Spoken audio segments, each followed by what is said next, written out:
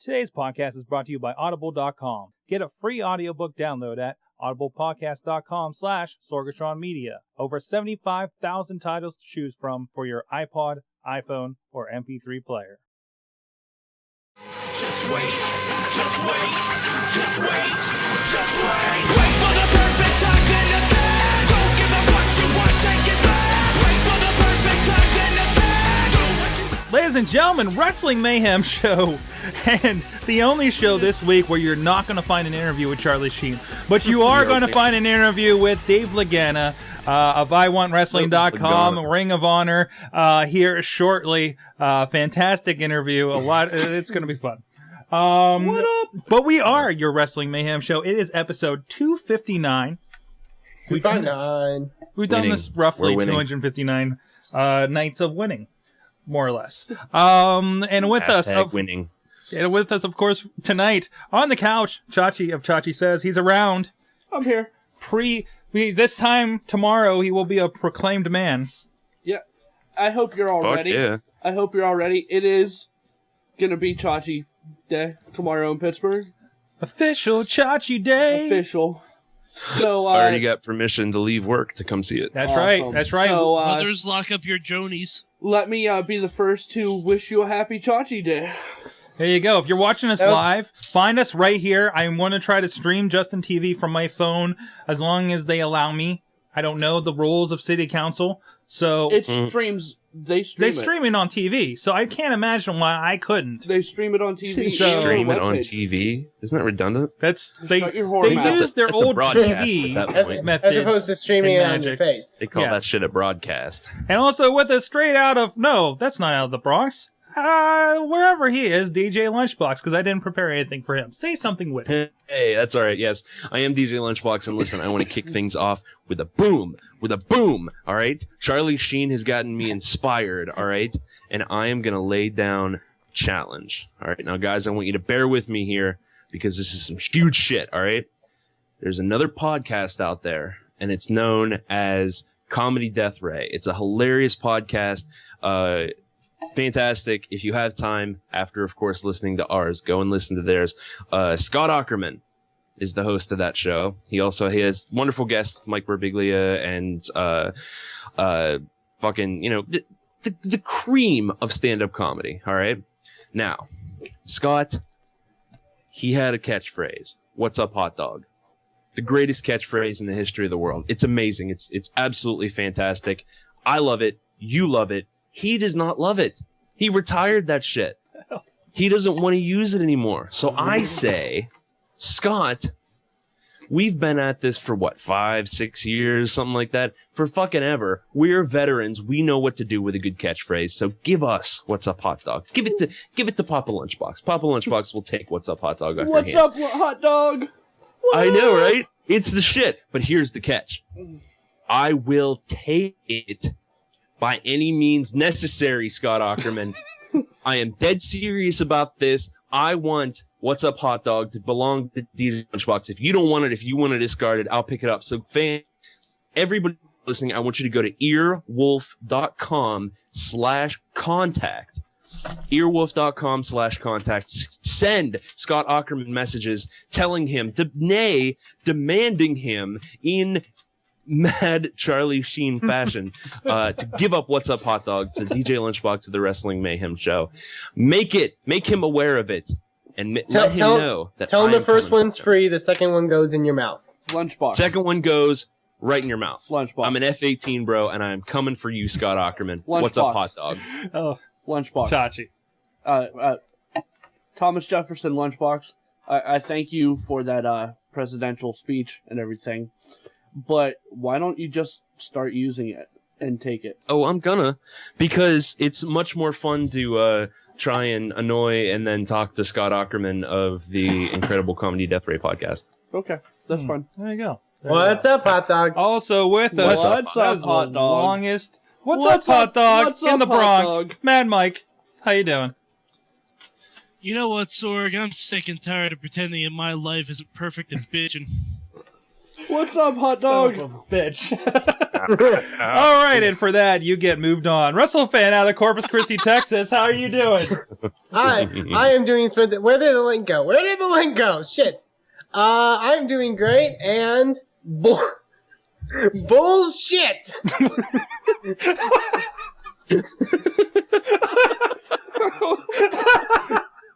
Fuck just happened to Wrestle? He's on I a tried to drug find called the Charlie Human Sheen Pain. quote. That's what came up. All right, good enough. If you haven't been able to tell, this is your Wrestling Mayhem show. No, You can it's find not. us. No, Go it's ahead. not. What? This is the Charlie This Sheen is the Mayhem Charlie show. Sheen Mayhem show. Sheen Oh my Mayhem God. show, that's right. All right. Because that's what winners do. That's what winners do. But you can find the Charlie and Sheen Mayhem show at WrestlingMayhemShow.com because we haven't forwarded the domain yet. Or you can Twitter us at Mayhem Show or at Charlie Sheen. This is going to be so confusing to new listeners. Or you can email us. Twitter comments for us to Charlie Sheen just to see if you get a response. You can email us your comments, questions, suggestions, and hate mail or Charlie Sheen quotes to goodtimes Good times. at WrestlingMayhemShow.com. I'm really good at accounting for that Skype delay now. Or you can call us yourself at 412-206-WMS0. I don't have burnout in my gearbox. That's 9670 for the rest of you. Please, please, please, I beg of you, keep it under 30 seconds so I can use it on the show. Okay. Lies. We just can't do it. I just can't do it. I don't have the time. Agnes and I made magic. We have some pretty awesome stuff from Mad Mike and the Violent Magnus when they were drunk the other night, as well as a little bit of a Ring of Honor recap. I'm probably going to throw it at the end of the show. So, the WrestleFan, did you do your job? Did you get any clips? Do we have anything going on? There were no clips that I think would fit. Mainly because of the Mike's and Magus's. There was a lot of rambling to not a point where I could pick out a 30-second clip. And then I didn't want to pick one out for God damn it, WrestleFan, you're grounded. for Big Freakies because it was basically yelling at me and Mad Mike and DJ Lunchbox. So Go there to you your go. fucking room. We got feedback, and you can get that really Hey, easy. you can't ground Wrestle Fan. He's a fucking F-18, bro. I'm a fucking F-18. What was she doing with a shrimp fork in her purse? Hey, the got tiger scoreboard blood. doesn't lie. Never has. What the hell movie was that from? I don't know, it's one of the quotes. Oh my god. These aren't from movies, Oh my God, Sword. I This think is you're shit just- that he's saying in real life. Yeah, This is just what he's saying. in all the Yeah, interviews. God. in These are movies clips and from the TV, he's interviews way he's been less saying. funny. Well, I tell you what, you guys, you can send us your favorites, Charlie Sheen Because quotes. that's direct what links, winners do. Direct links right here. I got a Twitter from somebody. Winning. Oh, it's You know, FS Football. Sorg, next week, I'm going to introduce a new game to the Wrestling Mayhem show. What's Winner. that? The game is going to be called Iron Sheik or Charlie Sheen. I like this. I like this. I read a hilarious article that was Charlie Sheen or Muammar Gaddafi. Oh god. Anyways, but you can input on that, and there's much other Charlie Sheenisms on this week's Gold with Mr. Dave Lagana as well. Right here, you can get it on your iPhone or Android. Unfortunately, on Android, it's also the wrestling show for some reason. But you We're can the get that. only show on the Android. It's $1.99. You can listen to the audio version of this show. And he's got it up in the Bronx right there on his iPod Touch, I'm sorry, Rob De La Creta. And I got right here on my 3GS. It can go on your iPad. Just make it bigger. And you get exclusive video content we don't put anywhere else as of yet, at least. And we have a little bit of clips coming up at the halfway point here. So let's get right into it, guys. What is the best of the fan mail this week? We got I know- an email I from know- a Zachary Rizza. Yes, the Riz had a very special email that he sent Monday afternoon. It was that important for him to get off his chest. Good on you, kid. Yeah, good. He just didn't want me bitching at him. Good on ya, kid. From the youngest guy, probably. The fuck have you been watching, WrestleFan? Have you been watching, like, Doctor Who? Why the fuck not? I just got a new WNS voicemail.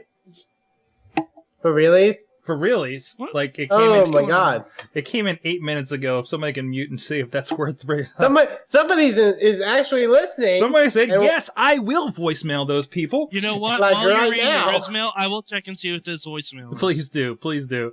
And while you do that, I'll cover the Riz mail. Go for it, sir. WMS. That's us. That is us. Mm. Today, I would like to describe to the people of the WMS fanhood why WWE has survived the WCW days, and in turn, will one day stop total non-stop action. This is a freaking memorandum or something. It's You mean memorandum? What? memorandum. Thunderbottom. What am I? Memorandum. Oh, Sorry. sure. Memorandum. Good enough. Bumble. WWF and WWE have survived over the years, not mainly because they have the better wrestlers or the better storylines, because let's face it, they don't have both of those, even though they are getting better. They survived by shutting the hell up. At the beginning of the Monday Night Wars, people forgot that WCW Monday Nitro was the live show and that WWE only had 1 or 2 live Raws a month. So every week that Raw was taped, Mike Tenay and Tony Schiavone would spoil the main event on Monday Night Raw, and that's when the whole "that would put butts in the seats" line was created and the whole axis of the Monday Night Wars. And we'll never forgive them. The To be jokes fair, didn't... soon after that, Raw started going live every week. That's true. True. The jokes didn't end there. Remember good old OK? Anyways, what was WWE doing at this time? They were pretending like the other show never exists and only focus on making their product what it ultimately became. Not a peep came from the WWE about how bad WCW was getting, or how bad Goldberg really was, or how shitty of a writer Vince Russo was and still is. Not a peep from the wrestlers as well. Now there's TNA. Let's face it, TNA does have better athletes that do cool moves and would probably be one of the best organizations, if they promoted their wrestlers properly. However, the announcers and wrestlers still rip WWE every chance they get. Example, Taz stealing Cole's vintage line numerous times. You know, Grant- also, sometimes on their program, they say that they're not the number one company. They make several references that WWE is the top company. Like, Madison Rayne Exactly. even told Mickie James that she was the best women's champion in the best company. Okay, That's- continue. That's kind of sad. Granted that times change. YouTube, Twitter, and Facebook rule the world, and single wrestlers have the right to say what they want to say about TNA. Example, Chris Jericho. However, it's never on television. No one in WWE, besides Caval, but no one ever watched NXT, went on television to bash TNA. Just like nobody bashed WCW when they were still going. Bashing slash taunting... Hold the fuck on. Does Riz not remember DX invading WCW? Mhm. But I did read it They an fired shots interview. all the time. With a tank. Billionaire Ted? True, yeah. However, apparently, according to an interview with Vince Russo, he wrote the DX thing, so I don't count that as anything like that happened because Vince Russo doesn't exist in my mind. WrestleFan, that was one of the biggest angles in the whole Monday Night War. They wore armbands that said POWCW. They went to the headquarters where you could actually see the sign that said World Championship Wrestling. That's true, but I mean, take it up with the emailer. But anyway, finishing it off, bashing slash taunting slash teasing another company is like a schoolyard bully. 2 ways to end a bully's reign of terror is to 1, beat the fuck out of the bully, or B, ignore them and they would just stop. WWE is doing both. Until next time, sticks and stones may break my bones, but I will kick you repeatedly in the balls, Riz. I think. Oh, let's turn the mic on. Hey, there I am. Well, A good kick in the balls. There's the Sorgatron. I got kicked in the wells. I think he's right. Remember, back in the day, WWF didn't acknowledge that there was other wrestling. True. And I think we're still in that, like, we talk about the other company, I mean, how many times I hear, indie promotions talk about going up the road, in local stuff. I mean, it's just something that happens with wrestling. I mean, we're talking about a very machismo kind of sport entertainment thing. So it's always big to talk up your competition and poke fun at them. But see, the thing is, you can mention your competition. Mm-hmm. But if you mention them in a breath on your program that says you're not better than them, mm-hmm. like ECW clearly was the number 3 promotion, but if you went to an ECW show or watched their program, you'd never know it because they always said they were the greatest. Yeah. They acted like they're on top of the world. Well, even like that's why the things with DX, mm-hmm. the things with Billionaire Ted and all that worked. Mm-hmm. And you say it quite frankly, Mike. They address on TNA that they are the number 2 company. Mm-hmm. That's then why. If you say that, why should anyone watch your product then? Yeah, and whereas they used to be, we are wrestling, we are where you come to wrestling. Now do they even say we're the alternative anymore? I think that's so. their big push is like we're the alternative to the big mainstream, or I don't even know if they could go in that many terms, but it's I don't know, I don't know. I think TNA is a lot like the universal language of Esperanto. It's a really good idea done very badly. And it's just it could be so good, but it's just one mistake after another that just dooms it to death. True. All right. Let's see here. We got one more here. No, that's from last week, isn't it? We have one from Pierre Kelly. We do have a Pierre Kelly. Oh, I know Pierre Kelly invited me to the WCW Memorial Day of Remembrance on March 23rd at noon. Let me check this out here. I was kind of curious about this. So this is the first time I'm opening up. Oh, I gotta log into Facebook. What the hell? There's not an actual email, is there? Yes, there is, Zork. I'm looking at the wrong tags. I'm sorry. Yeah, there it is. Let's celebrate the 10th year anniversary of World Championship Wrestling's death. We'll have to see if Johnny Gargano will have a celebration with us the day before that. Johnny Appleseed. Johnny Appleseed. Yes, he will be returning. He sneezes in a cat's pajamas. So, Adam Baum is attending this, as well as Pierre Kelly. So, fuck yes, I want to go now. I'm in. Son of a bitch, Adam Baum. Come on. Isn't Adam Baum dead? I'm pretty sure. No. I mean, isn't he? Taz just tweeted right. that he wants Charlie Sheen to sit on commentary with him and Tanay. That would make TNA 20 times more watchable. That is an understatement. That would make TNA 80,000 times more watchable. Pierre Kelly to the WMS Nation. Triple H began to speak ever since a historic moment took place last week about his career and in general, and why he wants to beat Undertaker at WrestleMania 27 to end the streak. I know that for a fact that out of 27 WrestleManias, 18 came close to beating him. Maybe number 19 is a charm. There was also set up for a Michael Cole Jerry Lawler confrontation in the ATL. It's confirmed that Jack Swagger will be Coleslaw's trainer for the match, but there isn't a referee yet to be determined, which I believe is Cole's selection, right? Yeah. Yes. And it's going to be Charlie Sheen. It will be Charlie Sheen. That would be a coup.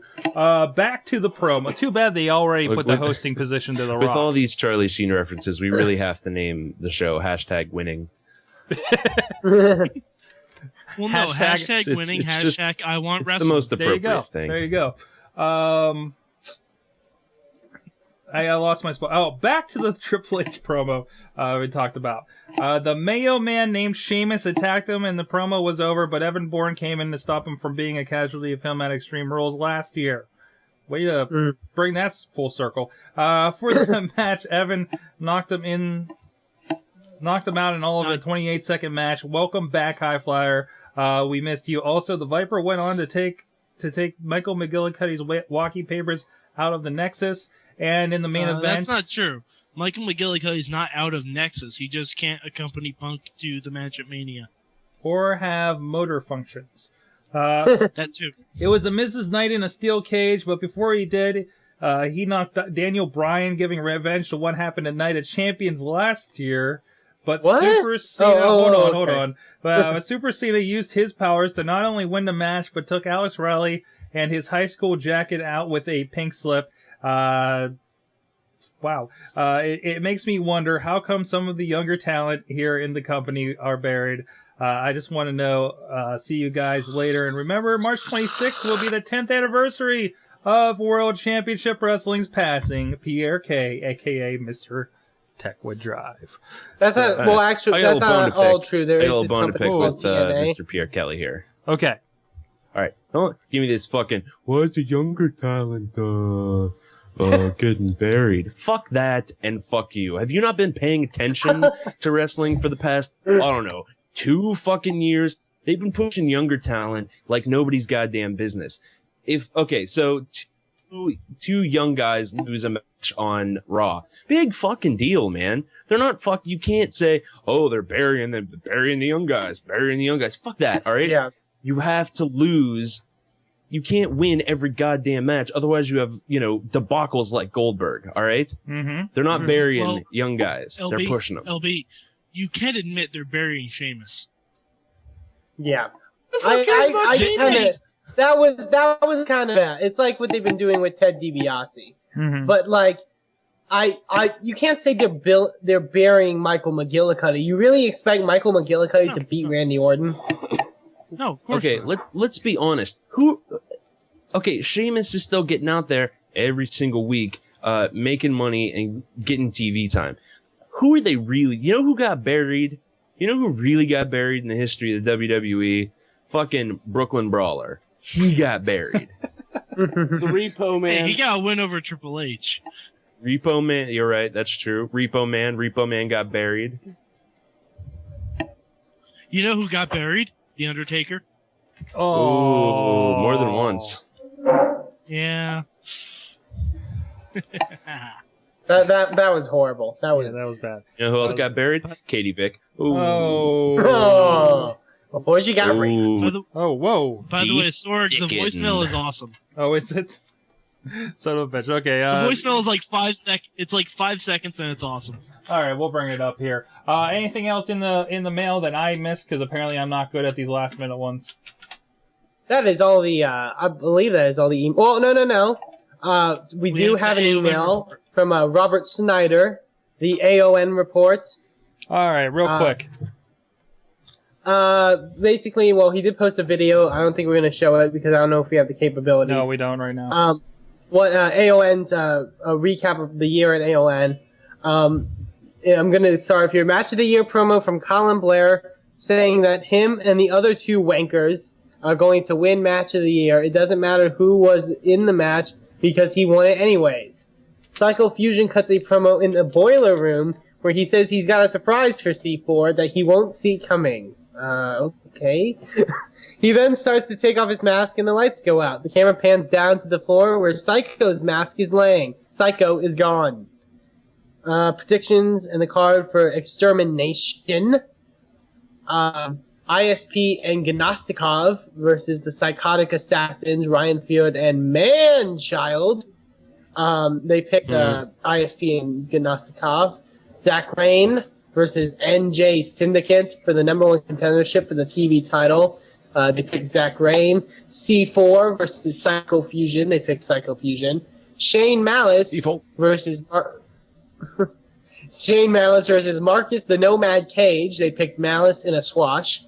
Justin Starr versus Black Lightning. Black Lightning. For the TV championship, they picked Justin Starr. I'd pick Black Lightning because his name is Black Lightning. Sherrod Hall versus James Ford, #1 contender for the AON PA championship. They picked Sherrod Hall. Colin Blair versus Randall Fairway with Kess Edison at ringside for the AON PA championship. They are split. I pick Colin Blair. They have a promo where Manchild was trying to read. He had the book upside down and someone stole his belt. Ryan Fear says he's going to get back at them and take taking the belt. I gotta be honest. I don't think I need any other reports from AON. I want a man-child report on what's going on. When can we get man-child on this show, Sorg? I don't know. He's probably from Parts Unknown or some crap. So how am I going to get a hold of him? It's okay. I know the mayor of Parts Unknown. Oh, good. Just email him. Email him at manchild at partsunknown.example.com. All right, I'll look into that. All right, I got the voicemail here. Hopefully this works because this is on the kind of the wonky machine for the audio stuff and will not show the number. So. Who says the Raw announce table can't be built in a commercial break? I say it's so. What the hell? Okay. The hell was that? That was it? Okay. I told you it was good.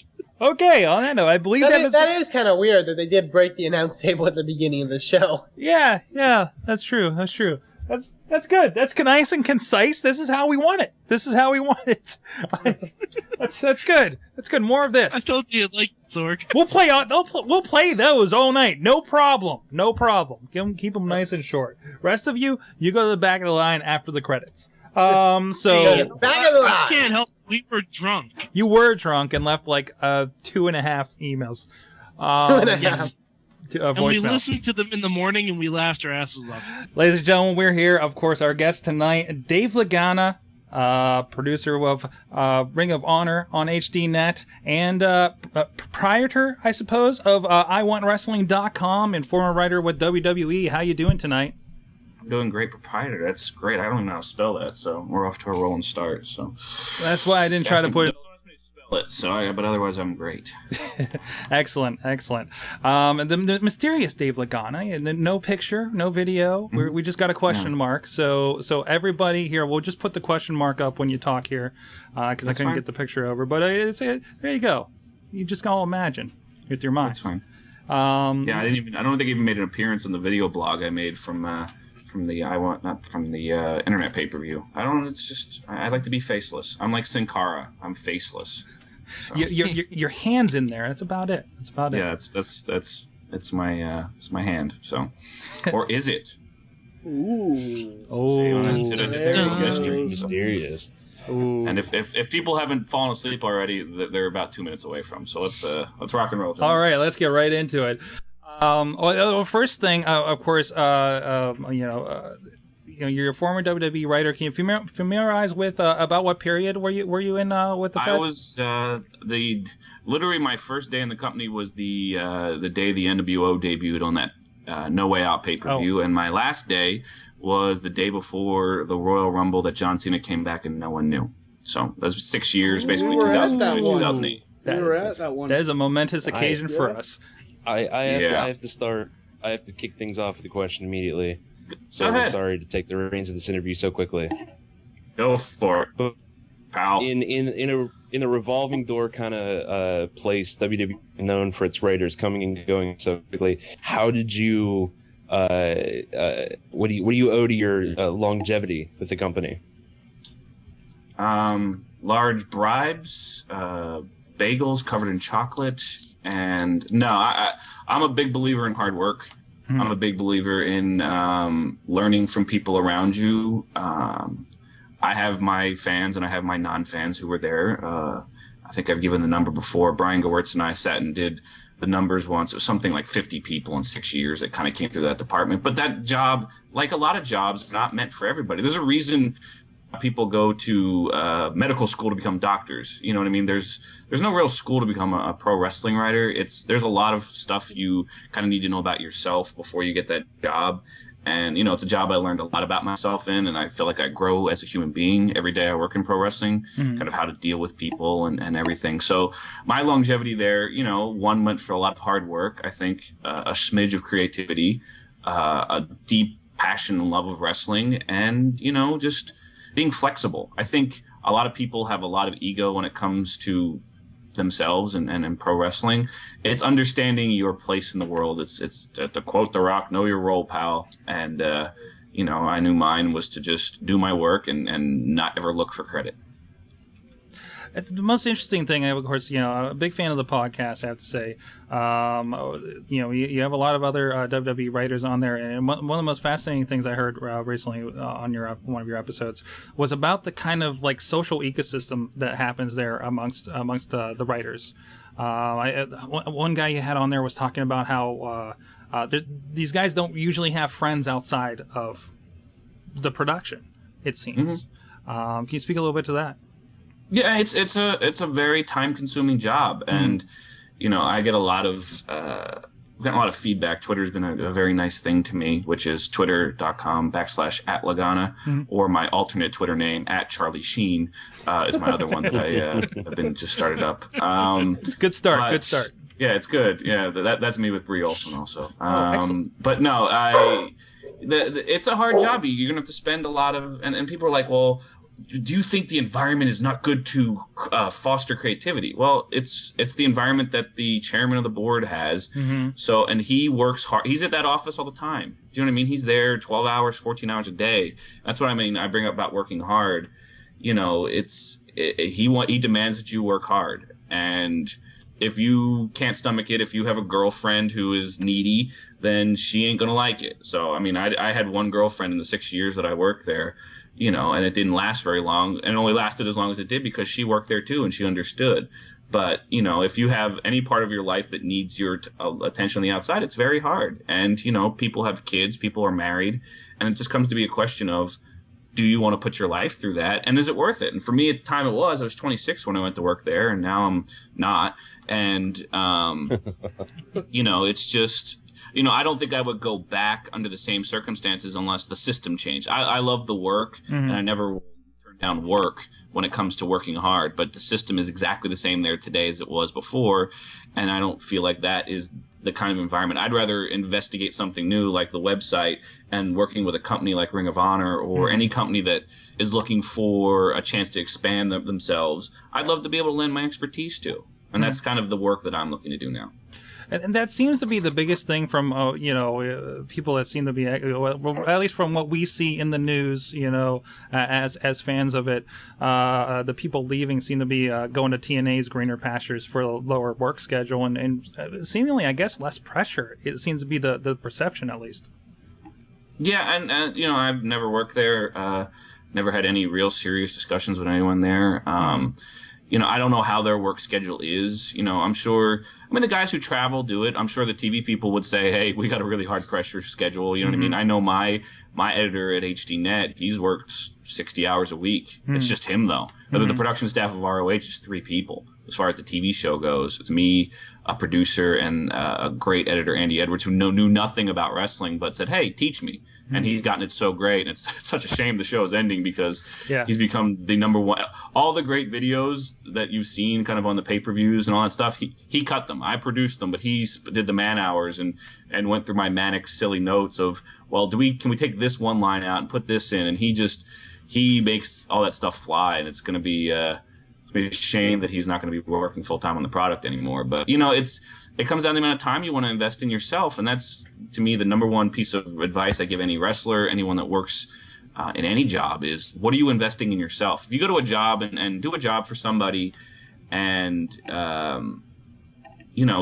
what are you getting out of it? And I'm not saying, money or whatever, but if you're not growing as a person, if you're not investing in yourself with a job, I don't know why you would be doing it. And to me, finding a job where you can grow as a person, and I'm just simply talking philosophically, but skills. And, I've basically taught myself social media over the last 2 years by trial and error, as opposed to looking at it and going, oh, that Twitter thing or, oh, that Facebook thing. I'm like, all right, well, let's figure this out.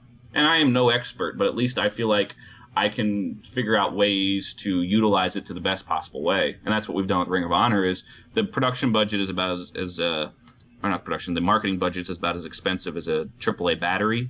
That's what we have to market the product. So we must find every possible free way to kind of get an attention on your product. Same with my website. I think I've spent a total of $150 on the website in the first 2 months and generated a lot more traffic than a lot of sites simply on messing with every possible potential information portal that's out there. A lot of advantages out there. Talking about Ring of Honor, Obviously, even with HDNet, I've been there. I've seen. Sorry about that. I've been there. Snowing? Apparently, in DJ Lunchbox World, it is snowing a little bit. So we'll see. We got some tech problems on his end. We're still figuring out. But I still love you, DJ Lunchbox. in the blizzard. Yeah. But I've been there. I've seen the backstage HDNet. Seen the trucks and everything. And I know, like you said, you have 3 people on the production staff. Otherwise, you have this TV product that you have had up until recently coming up versus the DVD things. How did that affect Ring of Honor and I guess your movement from WWE to that? Because it's very interesting to see where they're going with that. The aspect of what the difference between our TV tapings and, let's say, TNA or WWE is they have to turn their product around a lot faster. So, when WWE does a SmackDown, it's probably the easiest way to compare it. They're not doing a live show, but they're basically doing live to tape where they'll drop elements in, timing and all that stuff. At ROH, we were doing 6 episodes over 2 days. So, and we were doing 6 hours over, two days taping, 3 hours, each day. TNA does, when they were in North Carolina this past week, they did 4 hours. I assume they did in about 3. It comes down to, and this is kind of the skill that I've learned, is how to get the most out of it. Like our 3-hour taping, I don't run any of the interviews we shot backstage, any of the angles, any of the packages, because the people that are there, they're there to see wrestling. Yeah. And those poor people in Buffalo last night paid upwards of $50 a piece to watch television. And, they were sitting there watching The Rock, which, they could have done that at home. You know what I mean? You still got to give the people that pay or are in that arena a quality wrestling product. Even if it's, and the promos were fine. It just was a lot of it. But, what we strive for was to keep them constantly entertained, not to have any downtime, because we produced all our stuff earlier in the day. I mean, they don't need to be sitting there while we shoot an interview backstage that they're not seeing. Or, you know what I mean? They'll see that at home. So our goal was just to get the biggest quality we could out of what the equipment and, the personnel we had. And for the guys who, were on the TV show, it was a chance for them to go light years ahead of everyone else on the outside of WWE and TNA and learn how to be television stars. And now guys like if they were ever to go to TNA, Claudio Castagnoli and Chris Hero or WWE can say, for 2 years, I know how to hit time cues. I know how to cut live promos. I've worked in television. I know how to work towards a camera, as opposed to guys on the independent scene. They wrestle and they B&M about, which is bitching and moaning, about, well, the camera guy missed my spot. Well, did you tell anybody? That was, I trained everyone. If you have anything that is outside of the ring or that is unpredictable, if you don't tell us, we can't read your mind. You know what I mean? You can't be as callous to believe that, they'll catch it. No, you have to. That's part of any job. Preparing for anything. I'm sure you guys preparing for this interview, besides walking your dog, you at least did a little research and prepared a little bit. Because if you didn't, then you're going to be like, well, tell us what WWE's like, which was my favorite question. That's like asking the Pope what his favorite prayer was. You know what I mean? Like how do you pick one thing? You know what I mean? There's got to be specific stuff. So anyway. Yeah, it's astonishing. I work a bit on the indie scene doing some videography, and most of the stuff, it's like, at intermission, I'm told that somebody wants to go outside fighting. It's like, I don't have any cord to go there, so you can go outside, but nobody's going to see you. So, it becomes radio at that point. Yeah, because it's like you're lucky, nobody knows what's going on, and the story ends, But then I go to Pro Wrestling Ohio. Is a great promotion that works around Cleveland, Lakewood, and I watched Johnny Gargano showing the video crew where they're going to be going. And it's tremendous. I wish somebody would actually think about that. In my neck of the woods. Well, you need to think about it. I mean, in all things, you need to always be prepared. You got to always. No one is in your head. I think the biggest problem we all have as a culture is we know what we're thinking, and we assume everybody else can hear it. Yeah. Why don't you understand? And in reality, it's just simply, you need to be able to communicate, and that's the key to all of professional wrestling. You need to be able to communicate. Definitely. You got to be able to communicate what you want out of a show. and the message. And to me, a great wrestling television show asks you not to remember or focus on more than 2 to 3 things, or it's 2 things an hour. So if you want me to walk away from a 2-hour Impact or a WWE show, what are the 4 things you want me to remember? If you can't name 4 things from a show, then I think the person behind it has failed. Sound advice. I want to get a little bit more of that communication, especially online. But first, I want to ask, of course, you had an iPay-per-view over the weekend over at GoFightLive.tv. I've had discussions with Joe Dombrowski about that kind of direction that Ring of Honor's been going. And then we have a message from our general manager, it seems. Yeah, sorry. He's letting me know that there's a match for the next iPay-per-view. Oh, excellent. That's actually my ride, just letting me know that he's on the way. So I have a limo coming to get me. Oh, of course. Only the best. This is new ground with the iPay-per-views, and you guys have been doing these for about a year now? This was our 6th, I think. 6th? Okay. Yeah, it's our 6th one. We started with which one we started with? We started with Final Battle 2009. So yeah. And it sounds like the people are discovering it. Which what do you think the future is that in? Is this a way to kind of find something outside of that pay-per-view market that seems to be dwindling, especially for professional wrestling?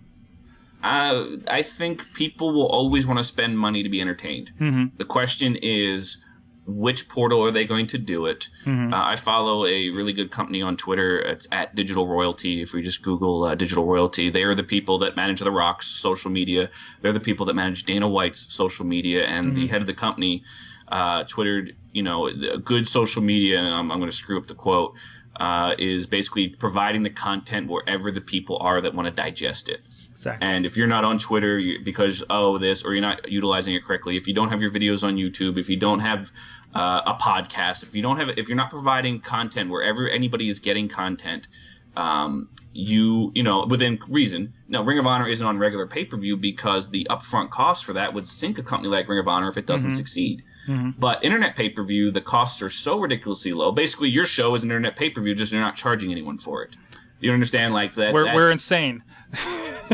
Well, you should be charging, goddammit. Hey, pal, come on, make some money here. That's what the iPhone app's for. That's their pay-per-view. Yeah, I mean, but that's the thing is now this is a great way. I got a great message. Someone's like, you need to have replays on the internet pay-per-view. Okay, if you want replays, go to TNA. You have a replay. The internet pay-per-view, you can watch it over and over again. If you buy an internet pay-per-view from Go Fight Live, you can watch it over again. You can rewind. It has that quote-unquote DVR type function.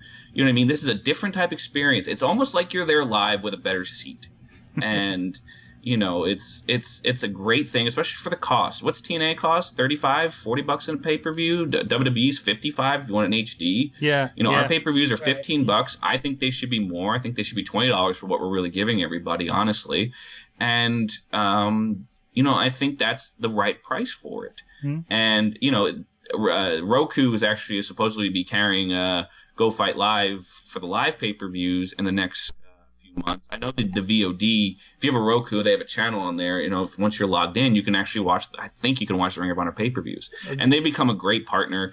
That we had some hiccups early, but you're going to, with a situation like this, it's going to happen. But they just put a press release out today. I'm going to hopefully put it on my site tomorrow about they're combating piracy. Yeah. And I don't know if anybody who watched their pay-per-view, there was a point on the thing where a couple letters popped up. And I don't understand how their technology works, but they shut down a lot of piracy, I guess, on this past weekend. And the best part was, and if you follow me on Twitter, there was some his Facebook name was Donald HBK Jr. And if you're friends with him, unfriend him. He went on our Ring of Honor Facebook page and put, anybody got a stream? And then I emailed him. I said, are you really dumb? It's like going in front of the police department saying, hey, you anywhere know I can steal some money? And this was so stupid. So I emailed him, and his response was, well, I saw somebody else did it. So I gave the old adage, well, if my mother, if somebody else jumped off a bridge, would you? So, piracy to me, and this is just such a different tangent, but if you're stealing from me and stealing from the wrestlers, you have no voice. You cannot speak out what you like. If you find ways to steal from any department, you shouldn't have a voice in this show was weak. You stole it. You went out of your way to steal this product. And I had someone try to defend him saying, well, don't you think we should be able to get a taste of it so we know if we want to spend the money? There's plenty of, you know what I mean? Like, that's like saying, oh, I'm going to watch the first 10 minutes of this movie and then decide I want to stay for it and not pay. Yeah, I mean, come on. especially for something like that that's, trying to get a foothold in a market like this that you obviously want to support. That the Ring of Honor isn't on television or because we don't have the capital because people steal it, and it's such a silly thing. So if you steal anything, you're not allowed a voice. You shouldn't be allowed to vote. You have no voice in any product that you steal from. Off soapbox. Okay, so real quick, I know we got a hard out here. iwantwrestling.com. It's your new, I think as it says on your site, a social media wrestling experiment. And I've been enjoying it. A big fan of social media, obviously with the podcast and everything. Tell us how that came to be, and what are some interesting things that have happened since that's built up. I love the I Want Wrestling campaign. Yeah, it started almost a year ago, or almost 2 years ago when we launched the HDNet show. I was trying to find, and you see a lot of movies have separate little marketing campaigns, social media wise, and actually it's funny, I think the movie Hop has one. I think it's I Want Bunny or something, or I Want Eggs or something, but they stole it from me. Damn it. No, I'm kidding. So I was trying to come up with something for ROH to separate us from TNA and WWE, and I had come up with these. I've told this story before, so I don't think I'm going to end up doing it. But I came up with these commercials back 2 years ago when those Mac ads were still on, Mac and PC. And I had two characters. One was called Action. The other one was called Entertainment. And they were going to be having the same kind of dialogue that the, Mac and PC were going to have, but neither was going to be right. You know what I mean? And the Mac commercial was always Mac looking smarter. And the idea was, while these two fight about silly stuff, here's if you want wrestling, this is where wrestling is. If you want to have companies argue over their action and their entertainment, we're wrestling. This is where it was. So that was where the I Want Wrestling came from. And I had bought the URL and I was just kind of sitting on it, and I was like, you know what, I'm gonna do this because I wanted to invest in myself. My Twitter's great, and I wanted to start building a brand that I believed in. I believe in this idea. I believe that we all should be able to say, you know what, this is what I want from wrestling. I don't want, a 2-hour show of wrestling. I'll tweet, hashtag I Want Wrestling. What everybody wants is different, and that's the idea. I'm not looking to sell my message. I'm looking to sell the idea that everyone should speak out with what they want, and that's what the hashtag. Anyone can use it for anything. You know what I mean? Like, that's what it's there for. And so and then the site is just simply a marketing tool for myself and showing, how you can grow an audience simply by being passionate about what you want. Too many people are negative about the wrestling business. I try to not be, we all have our moments of negativity, but I've gotten so much from it in the last 26 years as a fan and working in it that I feel like I should share a little bit of myself with it. And that's what the site's for. Real quick, so you're somebody that's using social media in a very positive side of wrestling and what it can be. What do you think? We've had a lot of discussion here on the show about, came out, Mashable had articles and awards for WWE about, and you talked about, I believe, about how WWE uses the wrestlers and the Twitters and the Facebook pages, that each of one of them is their own brand, and how much that means. And then we have people like, in our opinion, collectively on the show, guys like Matt and Jeff Hardy or Kevin Nash that speak out, out of turn or make themselves look, for lack of a better term, it seems foolish. Using these tools. What do you think about what's going on there? And is there kind of like a dividing line about who can handle this and who can't, and who should be kind of banned from Twitter so they stop getting their company in trouble? Twitter is life. Yes. If you open your mouth and you say something stupid in life, now it's just simply goes out to an audience. I love it because it cuts out the middleman. It cuts out shows like this because now I can just go out there and say whatever I want. Now, granted, I have to build my audience. And that's the thing is now PR people hate it. A lot of PR companies won't endorse their clients to do it because it gets rid of their job. But what this is allowing is you got to be smart. And that's the you have to think about everything you say all the time. And now this is just, if you say something stupid on there, you direct message somebody something stupid or regular message or whatever, you have to realize that it's there and it's out there. And I actually talked about this with Robert Flores from ESPN on one of the podcasts because He's a broadcaster. He is on ESPN every night. And if he says a curse word on ESPN, he's off the air. Yeah. If he says something stupid on his Twitter about a girl that he saw walk down the street.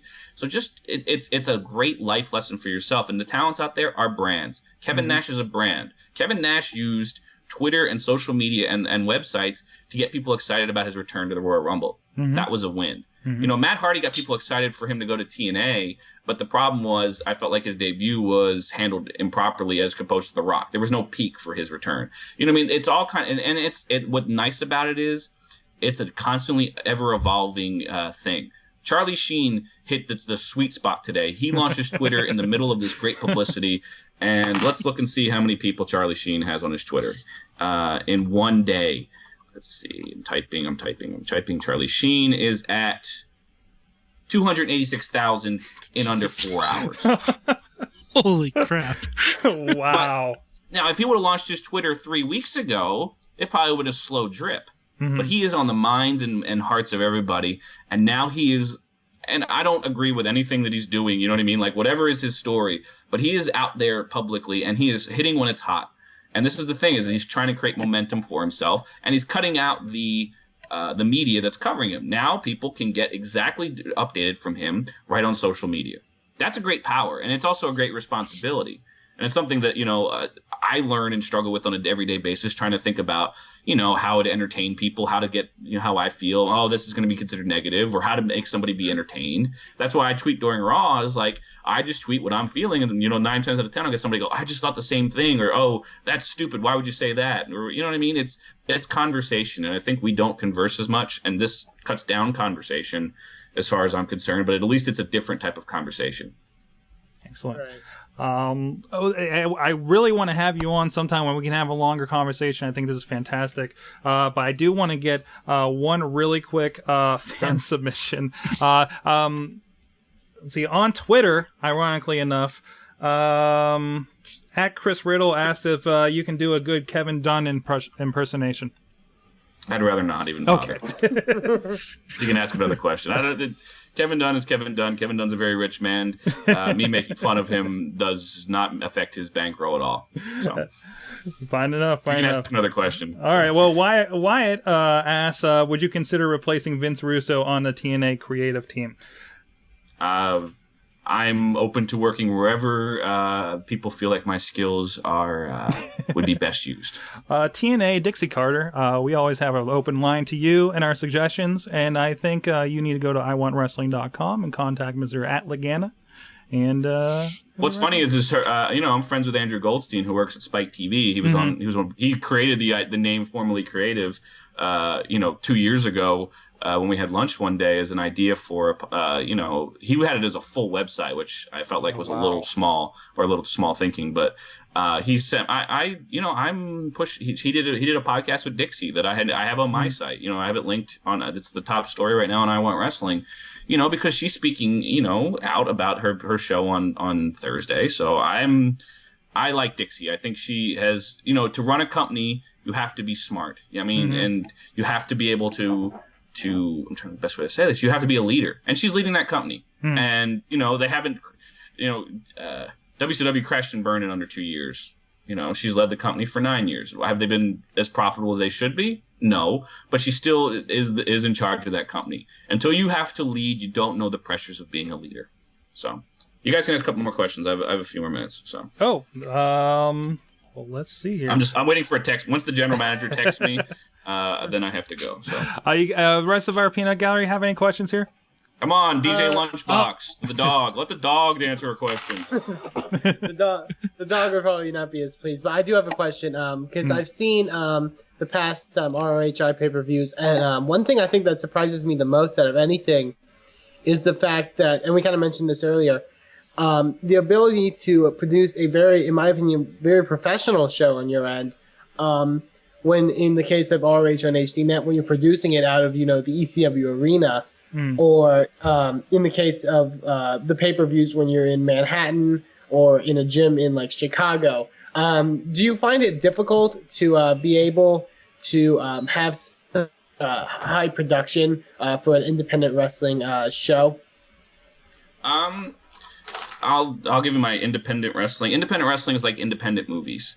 I don't hate the term independent wrestling, but I think people see themselves, oh, we're just an indie. Well, Chasing Amy was an independent movie, but it was still a really good movie. And I hate to give that as an independent thing. Or Cedar Rapids was an independent movie. Sometimes your sets aren't as beautiful as Avatar or Titanic, but as long as you're telling great stories and using the technology you have, and if you go to my website, iwantwrestling.com, you'll see my production blog as far as what I went through to get that show on the air. And it's a very small thing. It shows the equipment we're working with. We didn't have a truck for the pay-per-view. We had a computer, basically the same type of show you guys are doing, a thing called a TriCaster that Go Fight Live uses. That's what we had, but still I was able to cut cameras, you know what I mean? And the philosophies that WWE has as far as cutting cameras, I don't have the greatest, submission equipment and stuff, but it's simply trying to make it look as enjoyable as an audience. If you're sitting at home,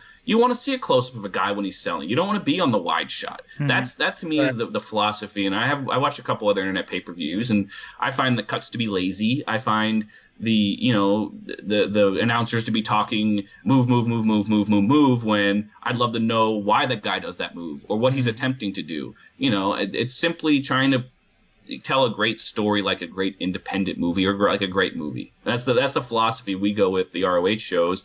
Everyone, and I read a lot of feedback on this one. Oh, it wasn't as good as Final Battle. Well, that's the crescendo of our entire year. Every show is different. Every chapter of a book is not going to be the climax. You can't climax every minute. Otherwise, sex would be really exciting otherwise. Thank you, whoever. For that. Can you imagine if it was all climax? My God, the poor man or woman that you'd be with. But it takes a build, and these are stories. If anyone bought that pay-per-view and weren't satisfied, I'd love you to raise your hand. I can't see it, but I don't think anyone's raising their hand. So that's how I look at that philosophy.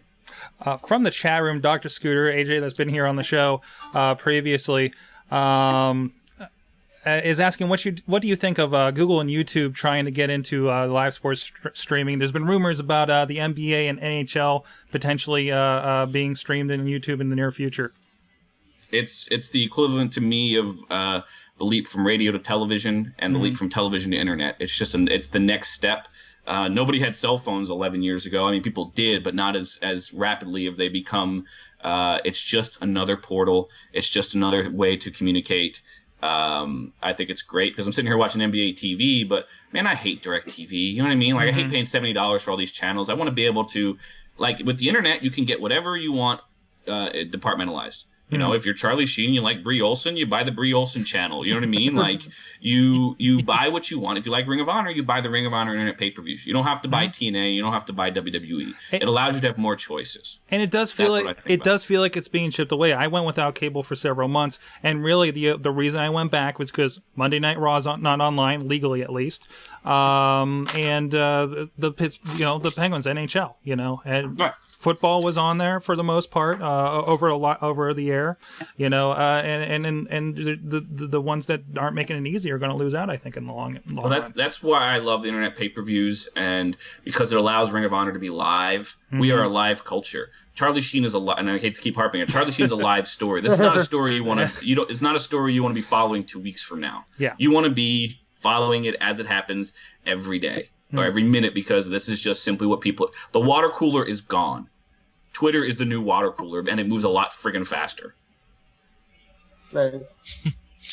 I do have one more question. Go ahead, Mike. Okay. In your time in WWE, was there any story or idea that you pitched that you thought really could have gotten off the ground that never did?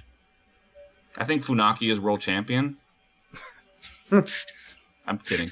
I don't know. I don't try to look back at things that, I don't even remember half the pitches I got on the, did on the air. Again, I don't look for credit. I just look for the work that I did do. I was real proud of guys like John Cena and Eddie Guerrero that I felt like I had a good help in their launch. I was just really proud of the time and the stuff that I did and the people that I helped, and now like a guy like Charlie Haas, who despised me heavily when I worked on WWE Creative, and now we're friends because now all the barriers that made working together hard at WWE make it so good to work together at Ring of Honor.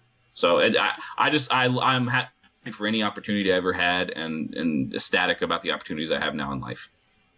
Excellent.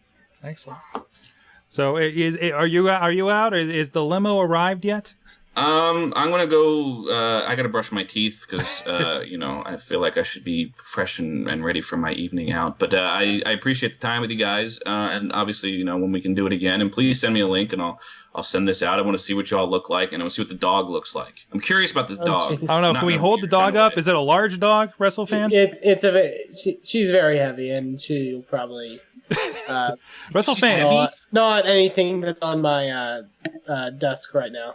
Oh, okay. I just say if she's heavy, you don't ever comment about a woman's weight, even if she's a dog, especially if she's a dog. WrestleFan is a tiny boy. Is a tiny boy. I'm a tiny, tiny little man.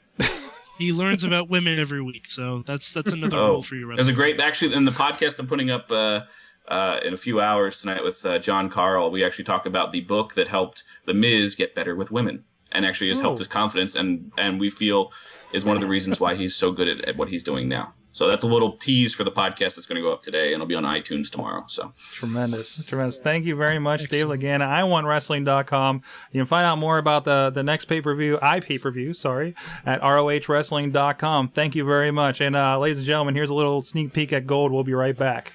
He'll do it. He'll turn into an F. Don't say his name. Don't say his name 3 times while looking into a mirror either. One of my favorite poets is Eminem. Why wouldn't you want to summon Charlie Sheen? True, that's true. what town do you all live in? Because it sounds like Conyers, Georgia. We're kind of everywhere. I'm in Pittsburgh. Conyers, Georgia. You all. That's right. We're gonna put it straight. Charlie Sheen is the most entertaining and intelligent I've ever seen him in my life. I'm getting awesome. You're getting awesome. Are you basically saying that you believe I don't need to buy Christmas presents for the year 2012? Oh, really? Okay. Like I thought it would be waterproof. So we're talking like poolside, Right. iPad, Boogie board. You can check us out at awesomecast.com. Yeah, that's what I said. We are back, Wrestling Mayhem Show 259, and we are winning. Thank you, Dave Lagana. iwantwrestling.com, rohwrestling.com to find out everything going on with him. And please, I welcome the Mayhem Nation to join the I Want Wrestling hashtag, because I know we have a lot of discussion on Monday nights, on Thursday nights, on whatever night there is wrestling anymore, and then get it on the community. Let's become part of the bigger community that's developing around that. I think it'll be great. And check the stuff out. It's good stuff. So speaking of good stuff, WrestleFan has been diligently pouring over 52 weeks of mayhem for the year of 2010, and I know maybe you're wondering if this was actually going to happen this year, because it's the end of February. It was a mystery. It's But, March. ladies and gentlemen, WrestleFan is here to present you with the nominees for this year's Mayhemies. Yes, folks, the 2011 Mayhemies. We don't have fancy skits, we don't have men in drag, but you will hear more F-bombs than you'll believe. It's the Mayhemies, folks. You like that? Yeah. Oscars was this weekend, I don't know. But definitely, I've been twiddling my thumbs, and we do have some great nominees for you to vote on. Be sure to send in your votes to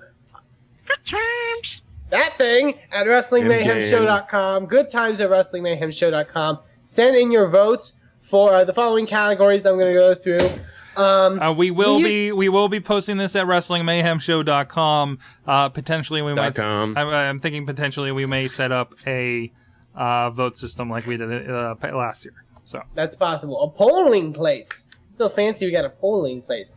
But no, we usually have Emailer of the Year. That's the big award that everyone mostly strives for each year. Mm-hmm. I had to edit this and make Contributor of the Year, because it's not just emails anymore, folks. We moved into a news age. That's right. It's an evolution. A voicemail age. Yes.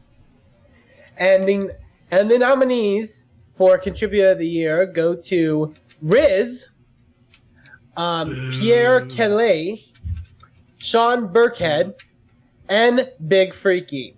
Okay. Well, the last one being the reason why we have to change it to Contributor of the Year. But there you go. That's your nominees for Contributor of the Year. Also, a big Wait, award. WrestleFan, are you implying Big Freaky leaves voicemails? He does those things? I thought he had a podcast, but whatever.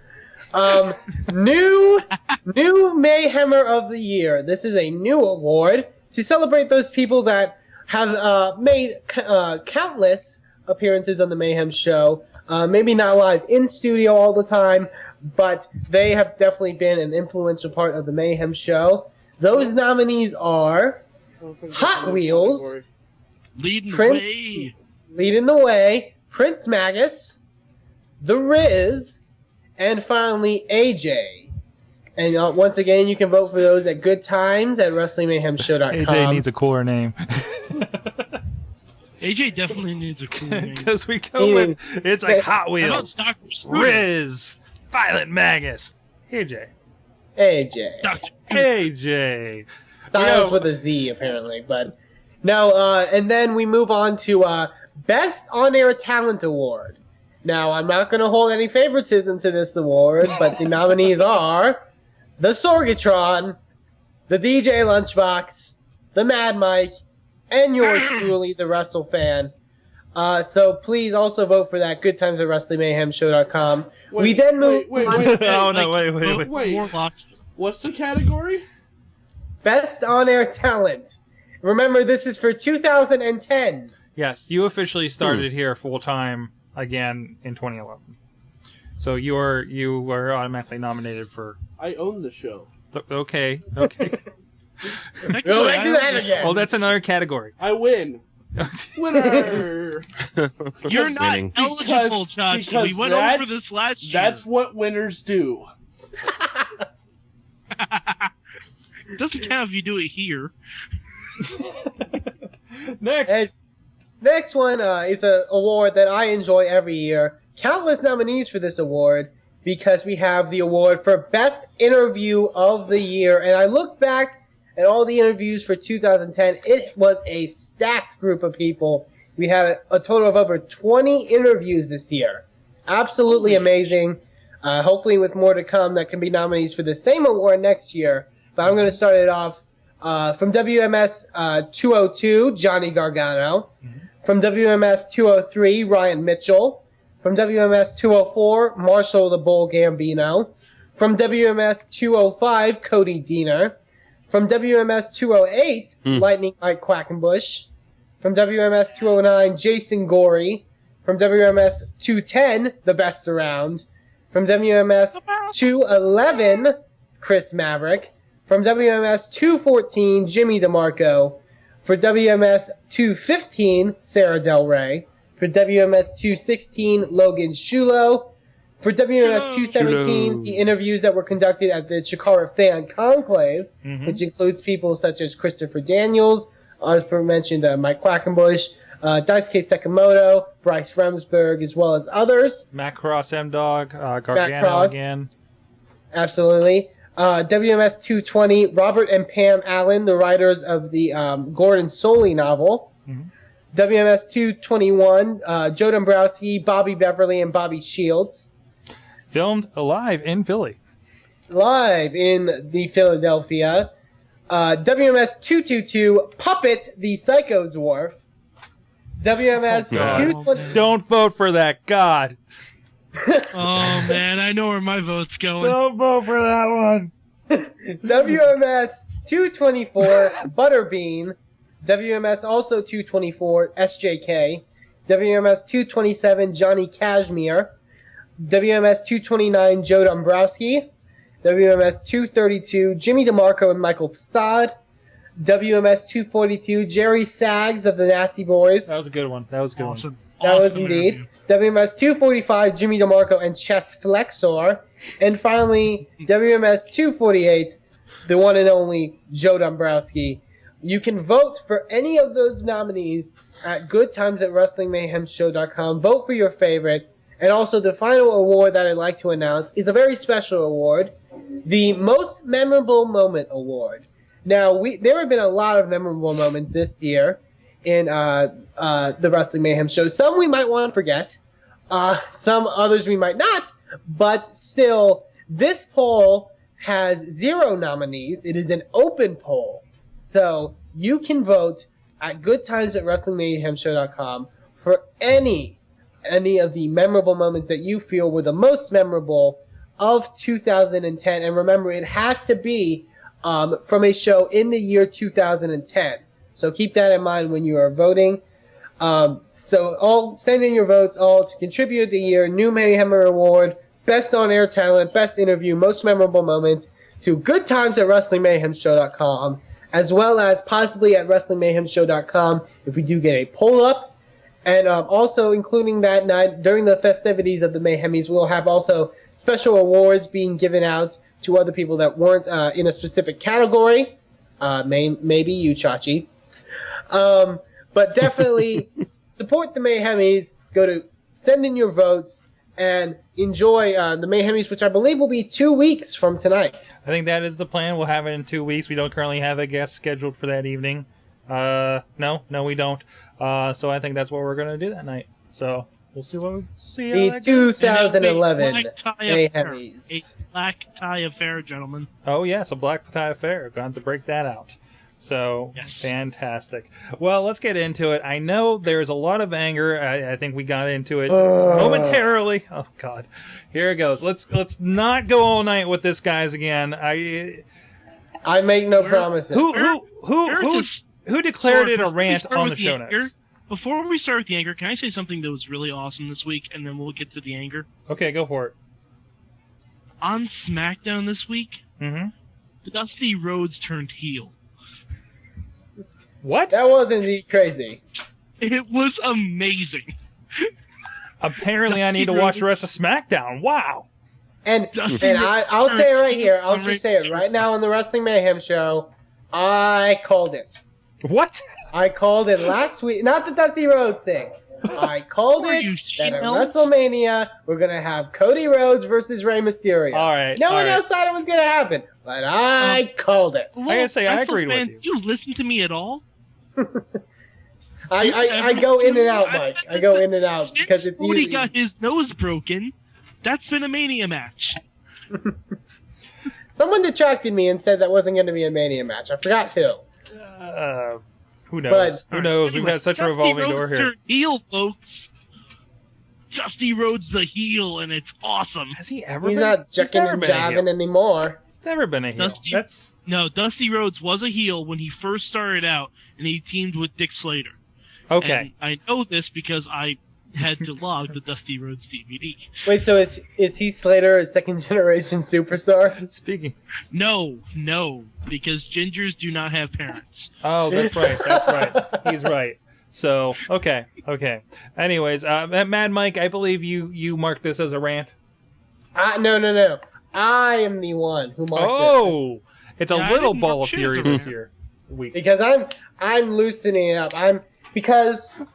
I saw on Twitter last Thursday, a lot of people did watch Impact this week, including one David R. Demira, who apparently hasn't watched Impact in like 2 years, I think. Yeah, that was an interesting feed to watch. It was big for them. I did not watch the entire episode of Impact. I saw recaps. However, I did watch the last part, pretty much the end of the main event, which I actually enjoyed.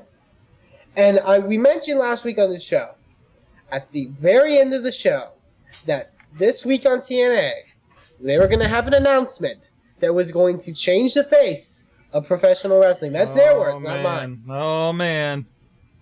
And then, Mr. Anderson beats Angle and is now the #1 contender for the world title. And then we cut to Taz and Mike Tenay, who say, wait, I believe that there is somebody in the production truck that is sending us this footage. And then, cue the rain.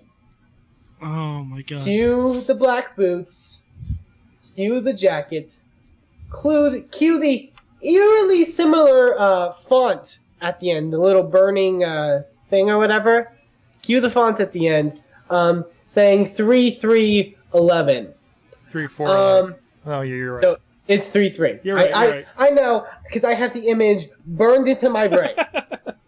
It is festering there it's like a tumor. It's festering there like a tumor. And Well, go ahead, Mike. Oh man, you would not even believe the amount of conversations that occurred at work. I took off the shades because I want people to see me when I say this.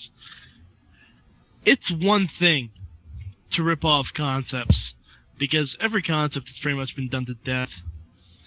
It's another thing to rip off a gimmick, because most gimmicks have been done to death. Mm-hmm. Every 7 years. But to steal the entire fucking concept of a promo piece, right down to the font at the end, is simply, not only is it A, not creative, 2, stupid, because you don't understand that, yes, although people wanted the 22111 to be Sting, it's not because they actually wanted Sting. It's because they wanted Sting and The Undertaker. And 6, it's because, my God, TNA, can you pick a fucking direction and stick with it? Just once. Just once. That's all I'm asking. Just once. In fact, the only thing I fucking like about TNA, the only angle that they've actually stuck with and have planned to see to the end, is the Sky versus Sarita. It's pretty sad. That's the only angle that you stick with. Here is the thing about this segment. I have been pissed off at episodes of Impact before. I get pissed off at the very ending, usually, by something that they do. That usually stays with me for, at the longest, possibly 15 minutes after the show goes off the air. An hour and a half after Impact went off the air last Thursday, and I was still pissed off. I was still fuming. It baffles me. And we mentioned in the interview with Dave Lagana how, TNA, being run as a company by Dixie Carter, and that's fine. I don't know the logistics of this because I'm not, a lawyer or whatever. I pray to God that WWE sues TNA for copyright infringement for all they are worth. WrestleFan, they can't. They can't. I wish they would. I'm just saying. I wish they would.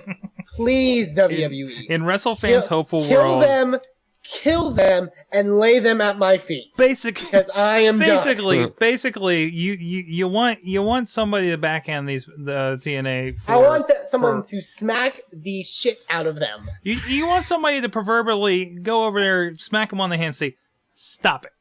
These are the people. TNA reminds me of the people in high school that steal word for word your college essay and turn it in before you as their own. Okay. DJ Lunchbox, what do you think? I'm so angry that he's been thrown off. I completely agree. Except I don't know what it is. I don't get angry about TNA anymore. I used to not. Like I thought they don't make me happy. Low. I thought they couldn't reach by any means, but I just don't. I can't get emotional about these people anymore. Mm-hmm. It's just expected. It's par for the course that they're gonna fucking be horrible and do terrible things. Mm-hmm. I just can't get my ire up anymore. I think the thing with TNA is the fact that when we've been pissed and been so angry about TNA, and I think Mike can vouch for this, it's been about their storylines. It's been about, I don't like what they're doing with this wrestler, such and such, whatever. They should be doing a lot more. Yeah. They should be investing money in these people and not the other people. We see the potential, and we see a lot of unrealized potential as fans. We're like, I like AJ Styles. I like Beer Money. Those are concepts I think are And the fact that they tremendous. don't show them enough. Yeah. That's the stuff that we've been pissed off about TNA in the past. Yeah. In this case, this is a complete low for professional wrestling in general. No, whoa! That's a really Stealing- whoa! stealing. I know He you're a little stole young, another but person's that is promo. Depth Whoa. that you're talking about That's- being an all-time low. we're talking. I mean, there's a lot of pro wrestling. But I mean, so, there's, logistic wise, I mean, company wise. okay, there's a lot of pro wrestling out there. There's a lot of indies out there doing pretty shitty I'm not things. talking about indies. I know. I'm just saying. On WrestleFan, there have been a lot more worse things Did in you wrestling. read the death of WCW? Dude. I'm watching the death of WCW right now. It'll be Thursday. it's like a replay. I didn't know they did reruns of like they wrestling. Technically, this is like they reanimated the corpse of WCW and have now tried to kill it again. Anyways, I don't want to. This is like, what is it called when you're in school and they have? It's like, for me, it's like 222 or 221.11 to 3.311 is good old JR to good old OK. You know what I'm talking about? Yeah. I sort of follow you, yeah. This is No, WrestleMania. This isn't one of the worst things in the history of wrestling. It's just uncreative and stupid. Mhm. It's just uncreative and stupid. Mhm. So I'll which give you its TNA shit, we mentioned before but I mean, has are you really so surprised much at this potential. point? I mean, Oh, who's and, shocked? Should Who we is shocked have that an TNA did impact? something Because dumb? it gets worse. Yeah, no, because I say this, TNA has so much potential. I watched a fan clip of for those that don't know, because either you're living under a rock or you're freaking retarded. Sting comes back this week. Mhm. I saw a fan clip of his actual return to TNA, and I saw them pan through the crowd. They actually filled up that arena pretty good. Okay. Like they draw an actually really good crowd for that event. Yeah. You know, for a TV show taping. They have the potential. Mhm. It's that's what gets me angry is that it's in their hands and then they just fuck with it. Well, even because they think they can do that. It's like even to the point where we have a live event, a TNA live event coming, I think in early April-ish. Yeah, April. Here in the Pittsburgh area. And again, I'm like, and the discussion came up at the indie show I was working this past weekend. It was like, we were like, oh, I don't want to go to TNA. It was like, well, the live show's good. It was like, oh, yeah, I guess it is, So, I mean, Well, it's I am going to a TNA live show in Poughkeepsie. Well, that's the thing. For as much as we complain about TNA, once we see that they're on the road and coming in our neck of the woods, we're buying a ticket. No, and I don't blame you. To not buy a ticket. I mean, again, it's their house show versus their TV show. Only difference is, like Dave spoke of before, you're going to watch a TV show versus a live show. With WWE as a sample, the house WWE show is a good, a separate wrestling show, but it's still very explicitly WWE feel to it, I think. Right. Still the SmackDown one we had up here, it's console. Structured, Sorg. Yeah, it's structured. It's structure. It's structured, but they have longer matches and everything, and stuff that more, it's more intimate and everything, and it's fine there. But TNA, it's this, there's the TNA the TV show and the house show might as well, it's a whole other production. And you can't, and TNA cannot rely on the fact that the fans go to house shows and say, "Oh my God, this is great. Mm-hmm. Why don't they do this on TV?" Yeah, they can't rely on that. And I don't know, it's two different animals, and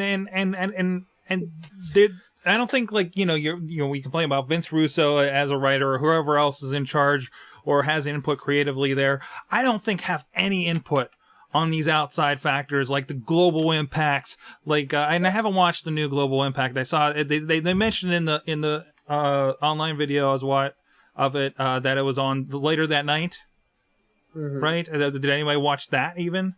I didn't even know it was on, quite frankly. There you go. Well, good job there doing advertising if we didn't catch it as wrestling fans. Was there a global impact after TNA last week? Yeah. Well, Global Impact is on their TNA On Demand. It is. But they haven't said if it costs money to see it, if you can see it for free. Okay. They haven't said anything other than go to TNAWrestling.com, which is honestly the worst fucking wrestling website I've ever seen in my life, because half the links don't work. It's not the roster is worst. You should outdated. see some indie promotions. Right, the But worst- then, Sorg, you It's keep supposed to saying be that, but they're not an indie promotion. Well, they might as well be at this point. They might as well be, but I mean, seriously. Mhm. That's why we enjoy them live so much. That's it. They're They have glorified, great- high-quality, independent promotions. They have great indie-style live shows that we love, and that's why we love them, because we love live indie wrestling. And it just doesn't translate to the TV.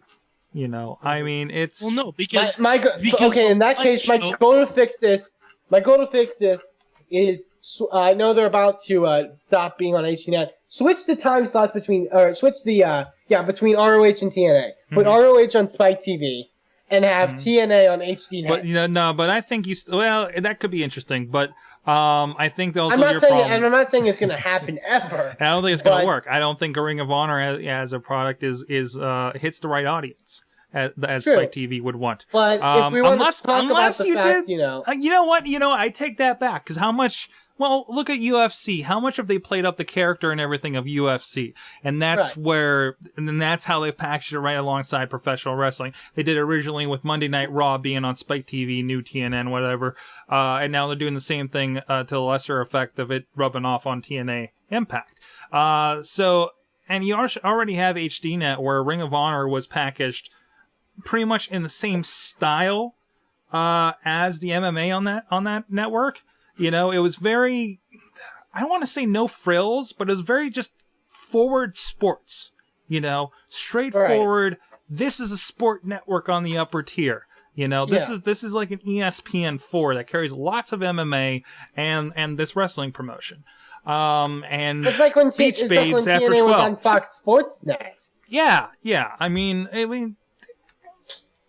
and that's a whole other aspect of it. So, I worry that Ring of Honor is too wrestling to go to something like Spike TV. I would love to see it. I want to see it, but I think there are going to be adjustments. I think they will still have more wrestling. They're not going to Ring of Honor to go away from the pure wrestling that they've done. For how many years? It would be a death knell, and we'd be complaining even harder for that. You know, we had a sparkle of hope with TNA, and Ring of Honor is even more so a great beacon of hope as far as wrestling being on the forefront. G4 should pick up ROH. Why? So they can merge it with some other Fed, and never mind. So they can merge it with make it Big die Battle Kaiju. and make both go downhill. No, merge it with Chikara. My God, they did. It's called Kaiju Big Battle. Oh, Kaiju Big Battle. That was, and that is amazing. It was amazing. That should be on Spike TV. Right or wrong that reasons. Is winning. That is winning. Kaiju Big Battle should be on every channel forever. It should. Yes, it should. But anyways, let's move on from here. Let's move on from the please, anger. God, please. Sorg. Before I stab someone with this wrench. One other thing. I'm gonna spoil it because I know no one here fucking cares anymore. Sting wins the title. Okay. Yay, and really, good. and again, I go back to like LB was saying. Does this surprise you? Are we okay? You're This is honestly, you a shock? made such a big. You made such a big. LB. Sting. What was that, LB? WrestleFan heel. What? What? I missed nothing that you said, LB. Oh, I'm sorry. If my options are drug dealer Jeff Hardy and old guy Sting, I'm gonna go with Sting.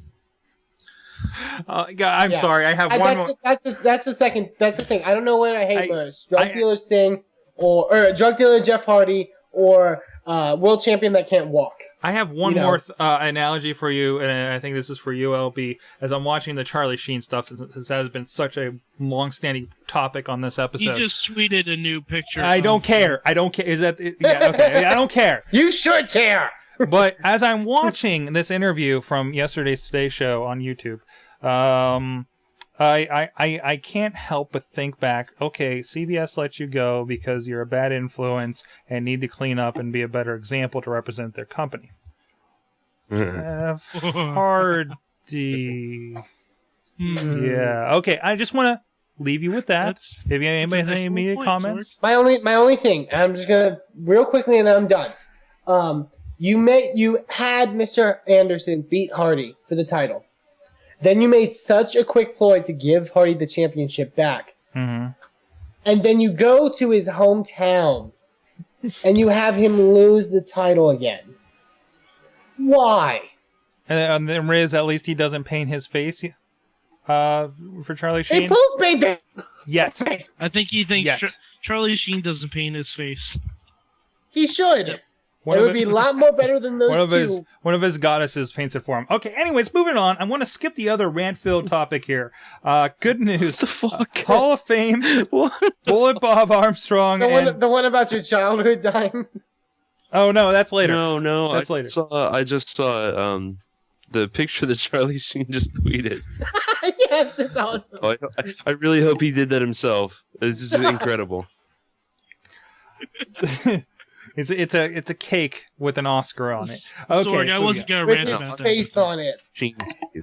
do you want to touch base on that, Mike? Do you want to follow up on that? Of course, we have in here about the match we got really into it about last week with Triple H and Undertaker.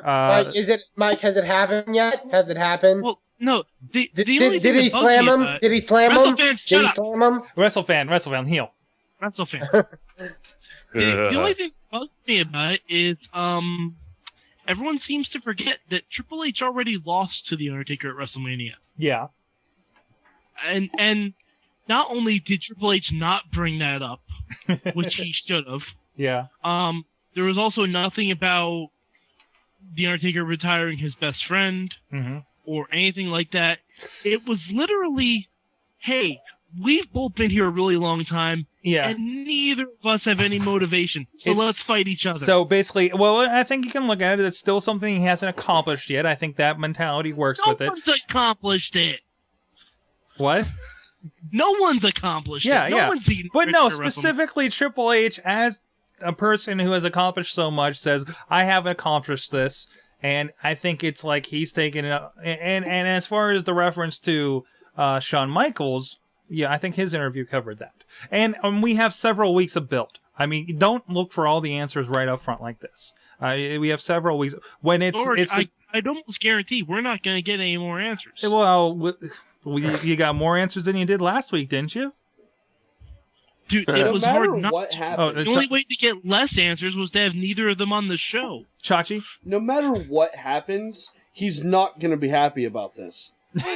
It doesn't matter. I know. That's what I'm kind of going with. So It does not if matter. they had actually given Chachi, let me speak for a second. If they had actually given a reason for the fucking match instead of, oh, I haven't done this. They gave a reason last night. They are the last of their breed. Yeah. Yeah. They are the last of their class of wrestlers. That's it. Yeah. Yeah, and speaking on that, And he Triple H, said- thanks for sorry. waiting to shit on everything the Mayhem Show has talked about for the past 2 months about it being the age of the young guys. And you saying that nobody in the back deserves to wrestle Taker at Mania. But no, everybody's greener than they are and everything. They're two guys that have both been there for 15, 16 years. That's what we're talking about. That's the point he's making. Nobody's going to compare John Cena and the Miz and whoever else is the Randy Orton to Triple H, the Undertaker, The Rock. Okay, that's Good point. I mean, everybody is a certified a future Hall of Famer. You know. So, That's why. I mean that's the difference. It's not shitting on everybody. It's a perspective thing. And for somebody like Triple H, who is a very self-centered character to begin with, to say something like that is fine. Right. You know. True. As yeah. far as I'm concerned, he gave a reason for the match last night. Yeah. And honestly, that's all the reason they need to give. There doesn't need to be any build-up storyline. Let it play through. Right. Just like everybody was crapping on The Rock last week or 2 weeks ago for walking in there and crapping on John Cena, who was supposed to be the top guy. You know, now you saw Cena has a response. They're going back and forth. This thing's going to play out through. They have how many weeks?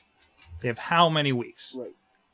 All right, moving on. Somebody put in here about the Hall of Fame? Yeah, I did. They announced after Raw went off the air last night that Bull Bob Armstrong is going to be inducted in the Hall of Fame, and Abdul the Butcher announced on his site that he will be inducted into the Hall of Fame. Excellent. Cool. I wonder if Road Dogg's I think Abdullah has a restaurant in Atlanta. Yes, he does. So- Yes, he does. And he can't walk. I want to go to that restaurant. That would be an interesting time. I would not want to use the forks there. I would not. I would probably get hepatitis. I believe last I saw Abdullah's name, it was attached to ICP's Flashlight Wrestling DVD that's going out on High Spots.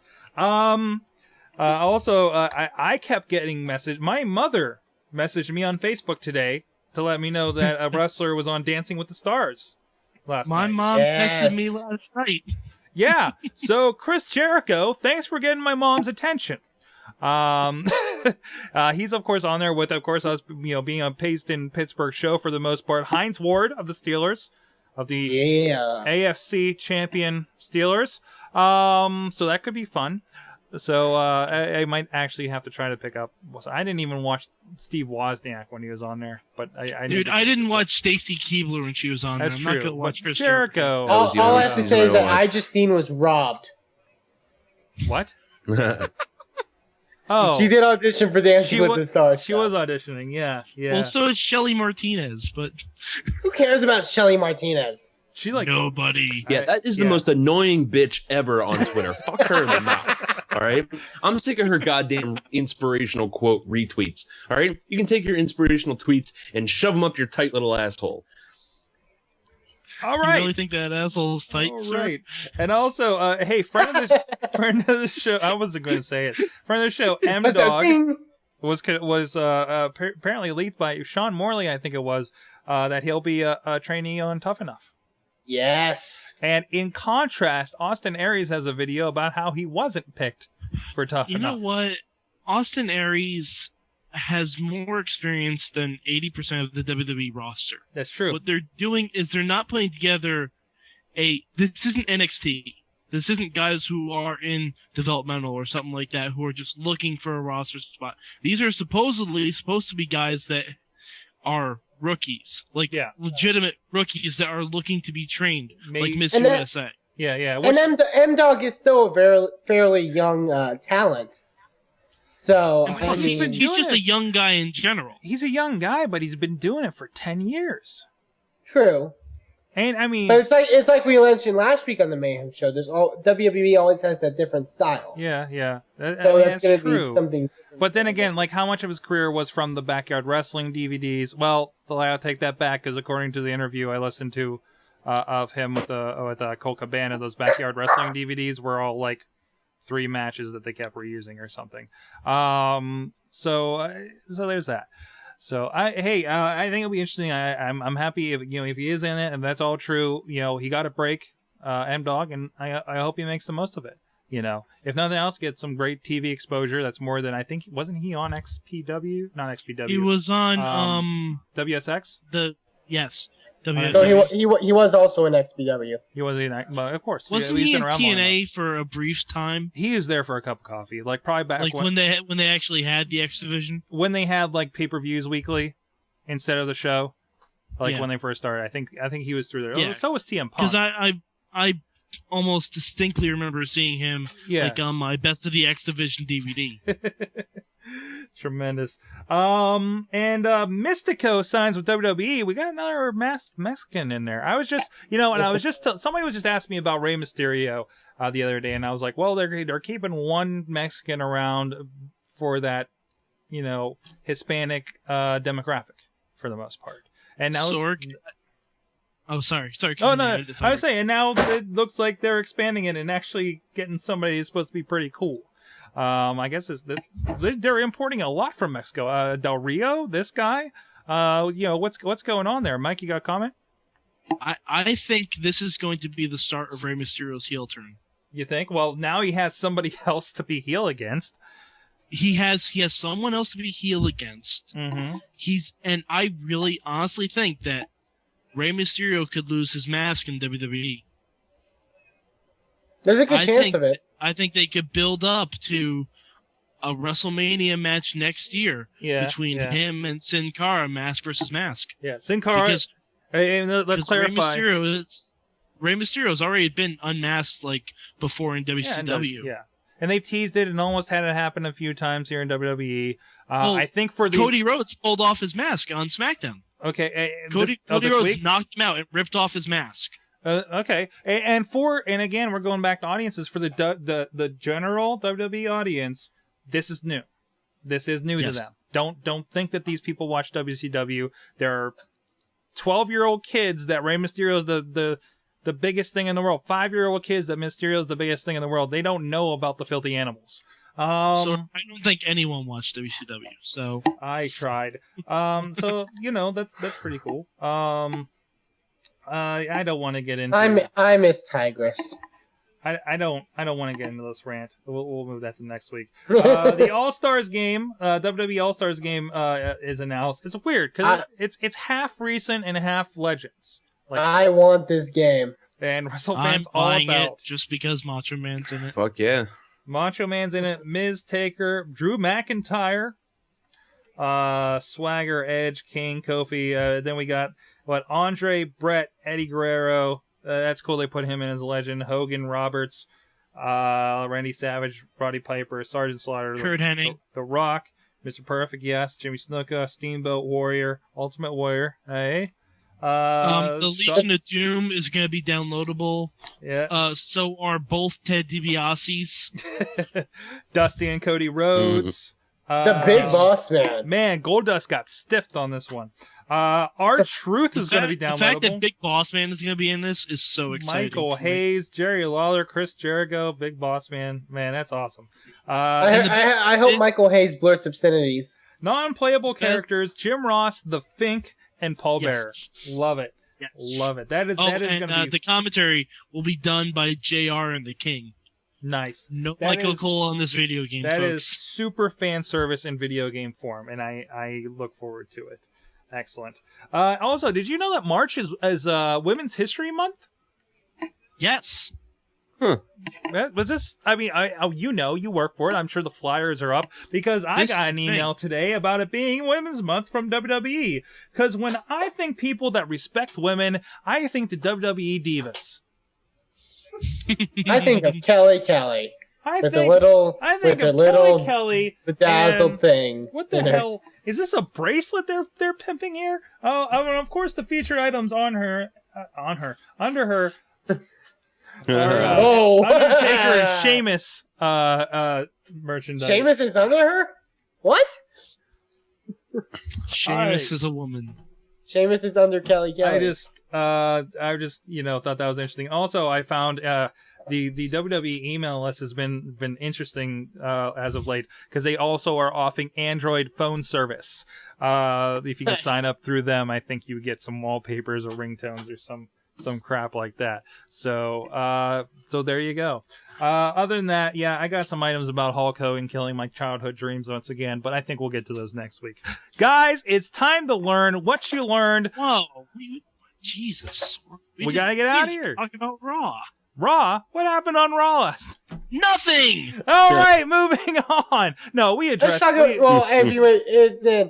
We missed a good part of SmackDown that we didn't talk about. Vicky Guerrero getting fired. Vicky Guerrero that was probably the hottest segment I think the fans have ever reacted to on SmackDown. Yes. And also, never mind. Go ahead. This will tie into what I learned in wrestling.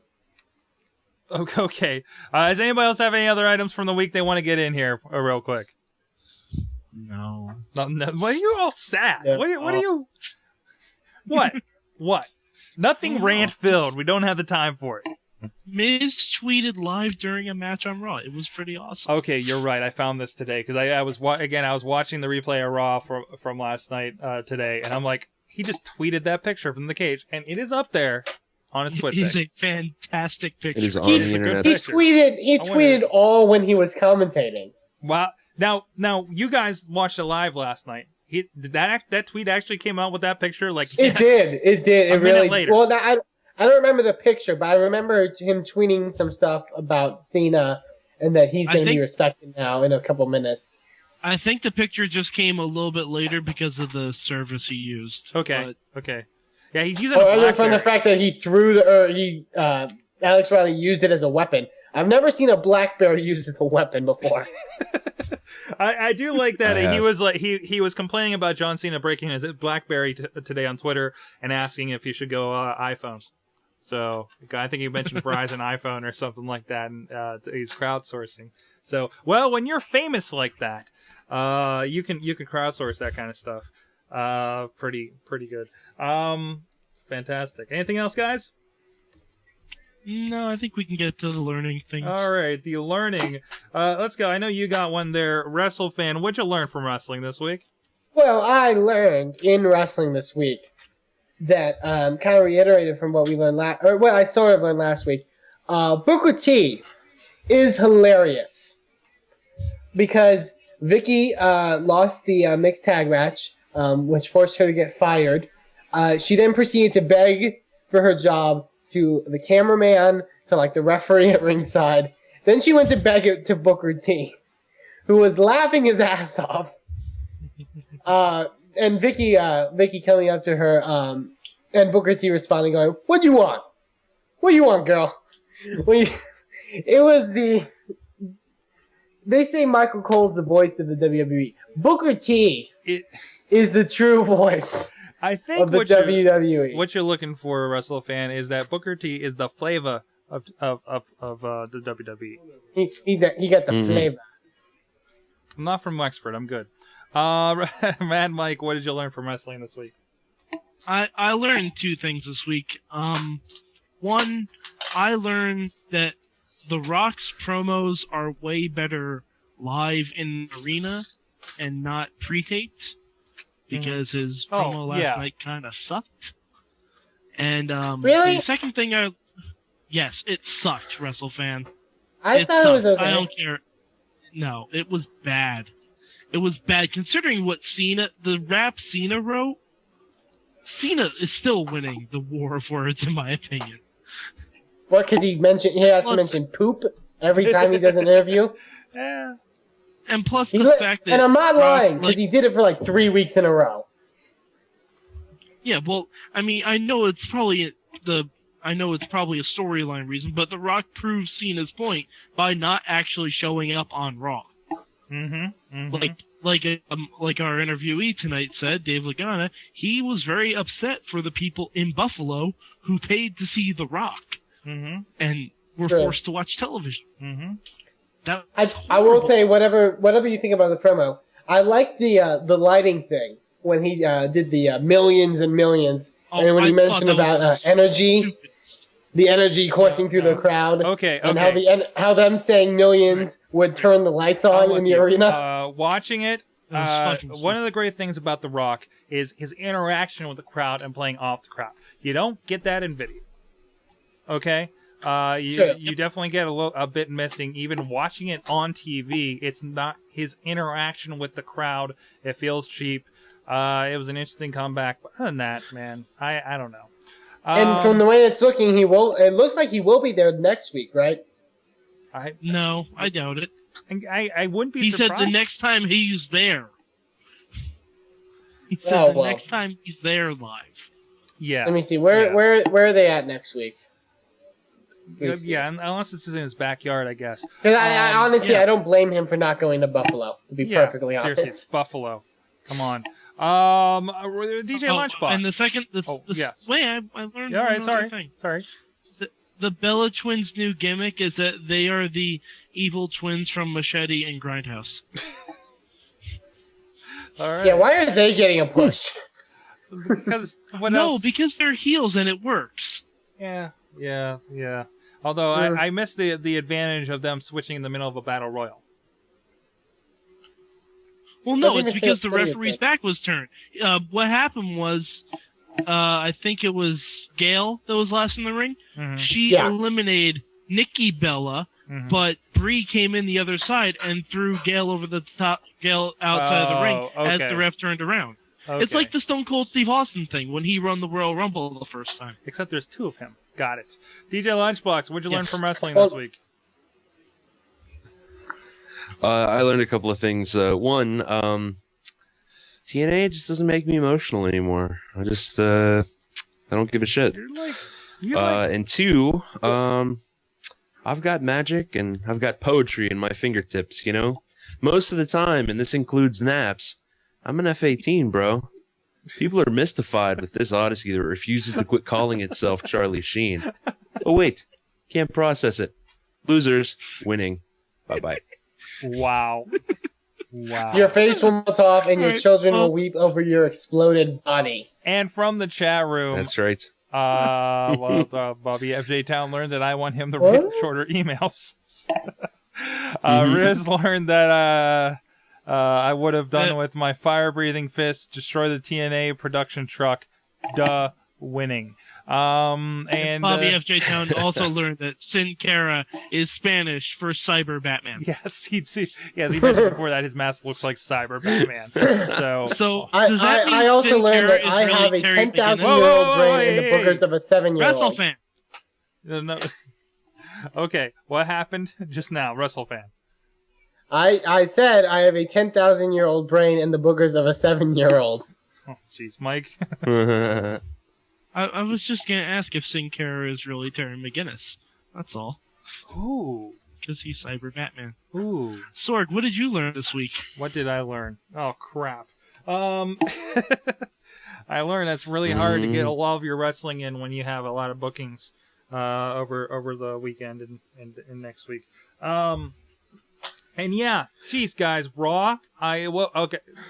It's we talked a little bit about it's easy to find your TV online. Not if you're trying to watch TNA, because it was Monday morning and I still couldn't get last Thursday's Impact.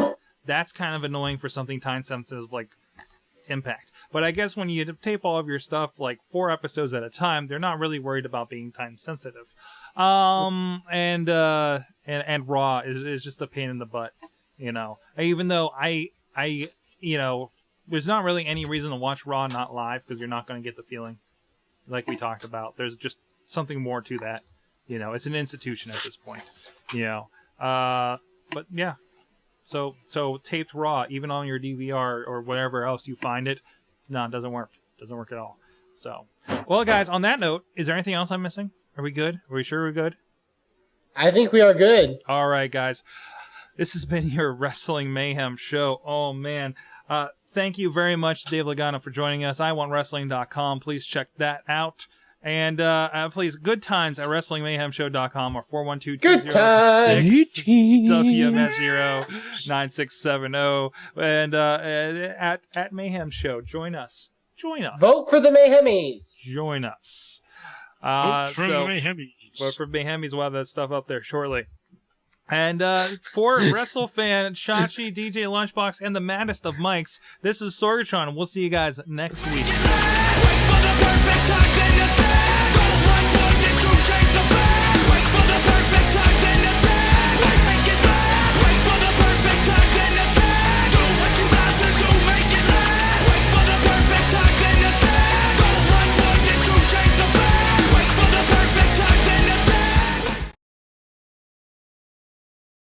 Ooh, yeah, Wrestling Mayhem Show.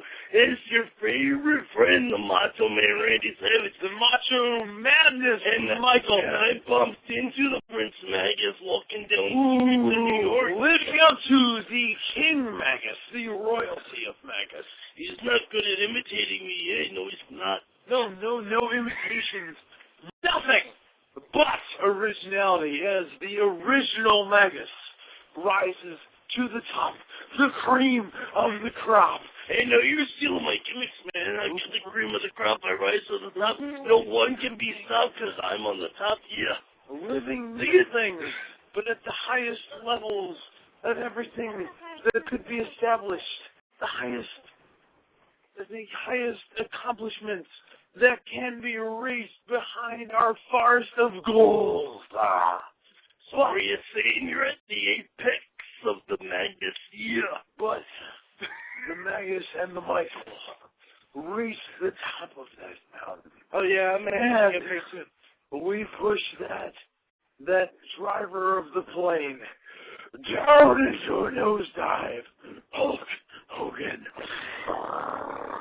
Well, you know something, brother? What we're going to do is we're going to take TNA, and we're going to drive it into the ground, brother, because we're going to make Sting the TNA World Champion, brother, and we're going to have him fight Jeff Hardy in a cage, brother, because those two can't fucking work to save their lives, brother, and Jeff Hardy is going to be all happed up on drugs, brother, and Matt Hardy is going to be all happed up on ice cream sandwiches, brother. And we're going to show you, Jeff, that in the coming months, you will see the video that is coming. Yeah, Dixie, that's her name. Yes, beautiful. We met at this bar earlier. Dixie, I don't mean to keep up too much of your time, but why keep worrying so much about TNA? Come on. Lie down close to this nice fire. Yeah, Dixie, that's right. Dixie, you're looking quite fine for your age. Did I say age? I mean, what are you, about 39 years young at this point? Yeah, that's what I thought. Dixie, lay down by this fire. Well, you know something, Dixie Carter? You're not my usual type. I usually go for 16-year-old blondes, brother. Hold my end. You're not quite there right now. Me and Dixie are going to share ourselves a nice Chardonnay at this point. Oh, Dixie, you like the sound of that? Yeah. You know that when you rock with the Magus, you're going to go, oh. And I the boss. No worries about however. Missy, you so hang up on me and Mike. The Magus and the Mike are tearing apart the NYC, doing it all the hardest way possible. Well, you know, we'll add a little bit. We'll add a little bit of a slippage to that. Don't want to get too graphic with it because some people might be listening to this during their jobs and for our iTunes listeners. Blah blah blah blah blah blah blah. But let us convey these messages. The Macho Mayhem is living quite alive. And Macho, we know you're listening to this show. We know you are listening. The Mayhem universe is behind you 100 and 1,000%. Does this make sense? Macho, we all love you. We would do anything for you. Please come out of retirement. Even your brother, Leaping Lady Papa, we would drop to our knees to hear him recite one more poem. And in the most heterosexual kind of way. And even beyond that, let us move on to demand one more thing. One more thing. Matt Hardy, jump off of a fucking ledge. I hate you, Matt Hardy. You are listening to Vegas right now. Matt Hardy, fuck you. Fuck everything you've ever worked towards. You are a piece of shit who is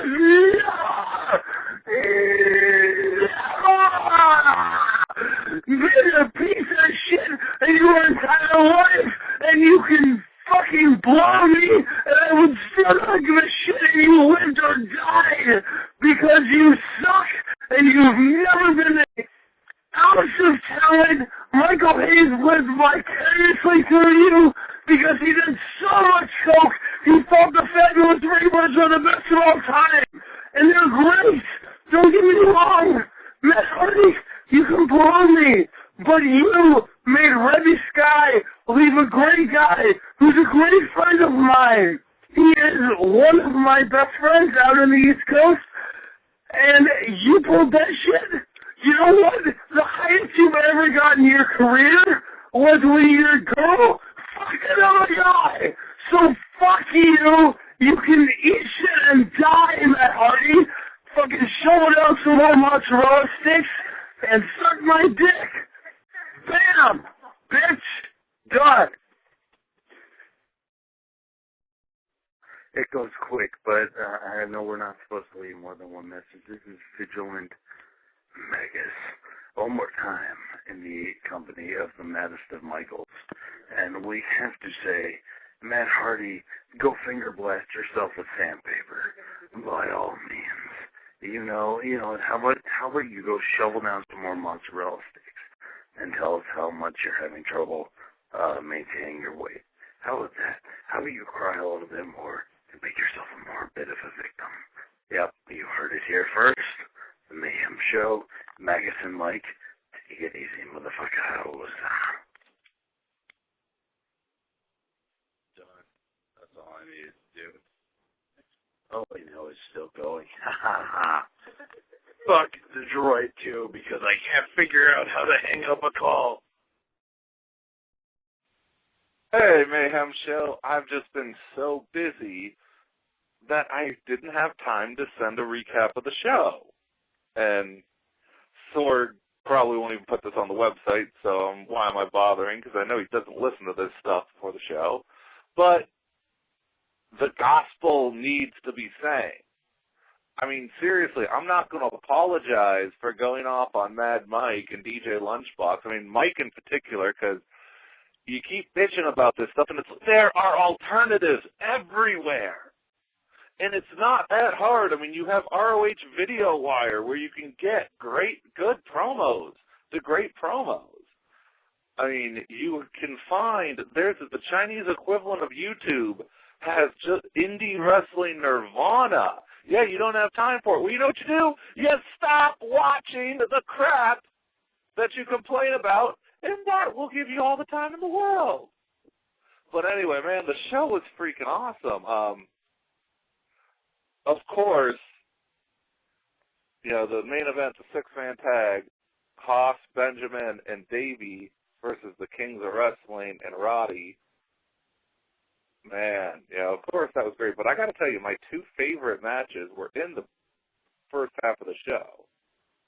One, Steve Corino teamed with the littlest lumberjack, Grizzly Redwood, on his road to recovery. And, because he's an evil person and, the fallout from the Generico-Steen feud. I mean, if you paid any attention to Ring of Honor, you know about this.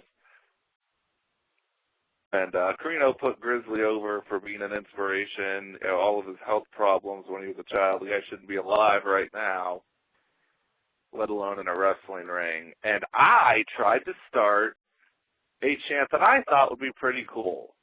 Respect Redwood. Respect Redwood.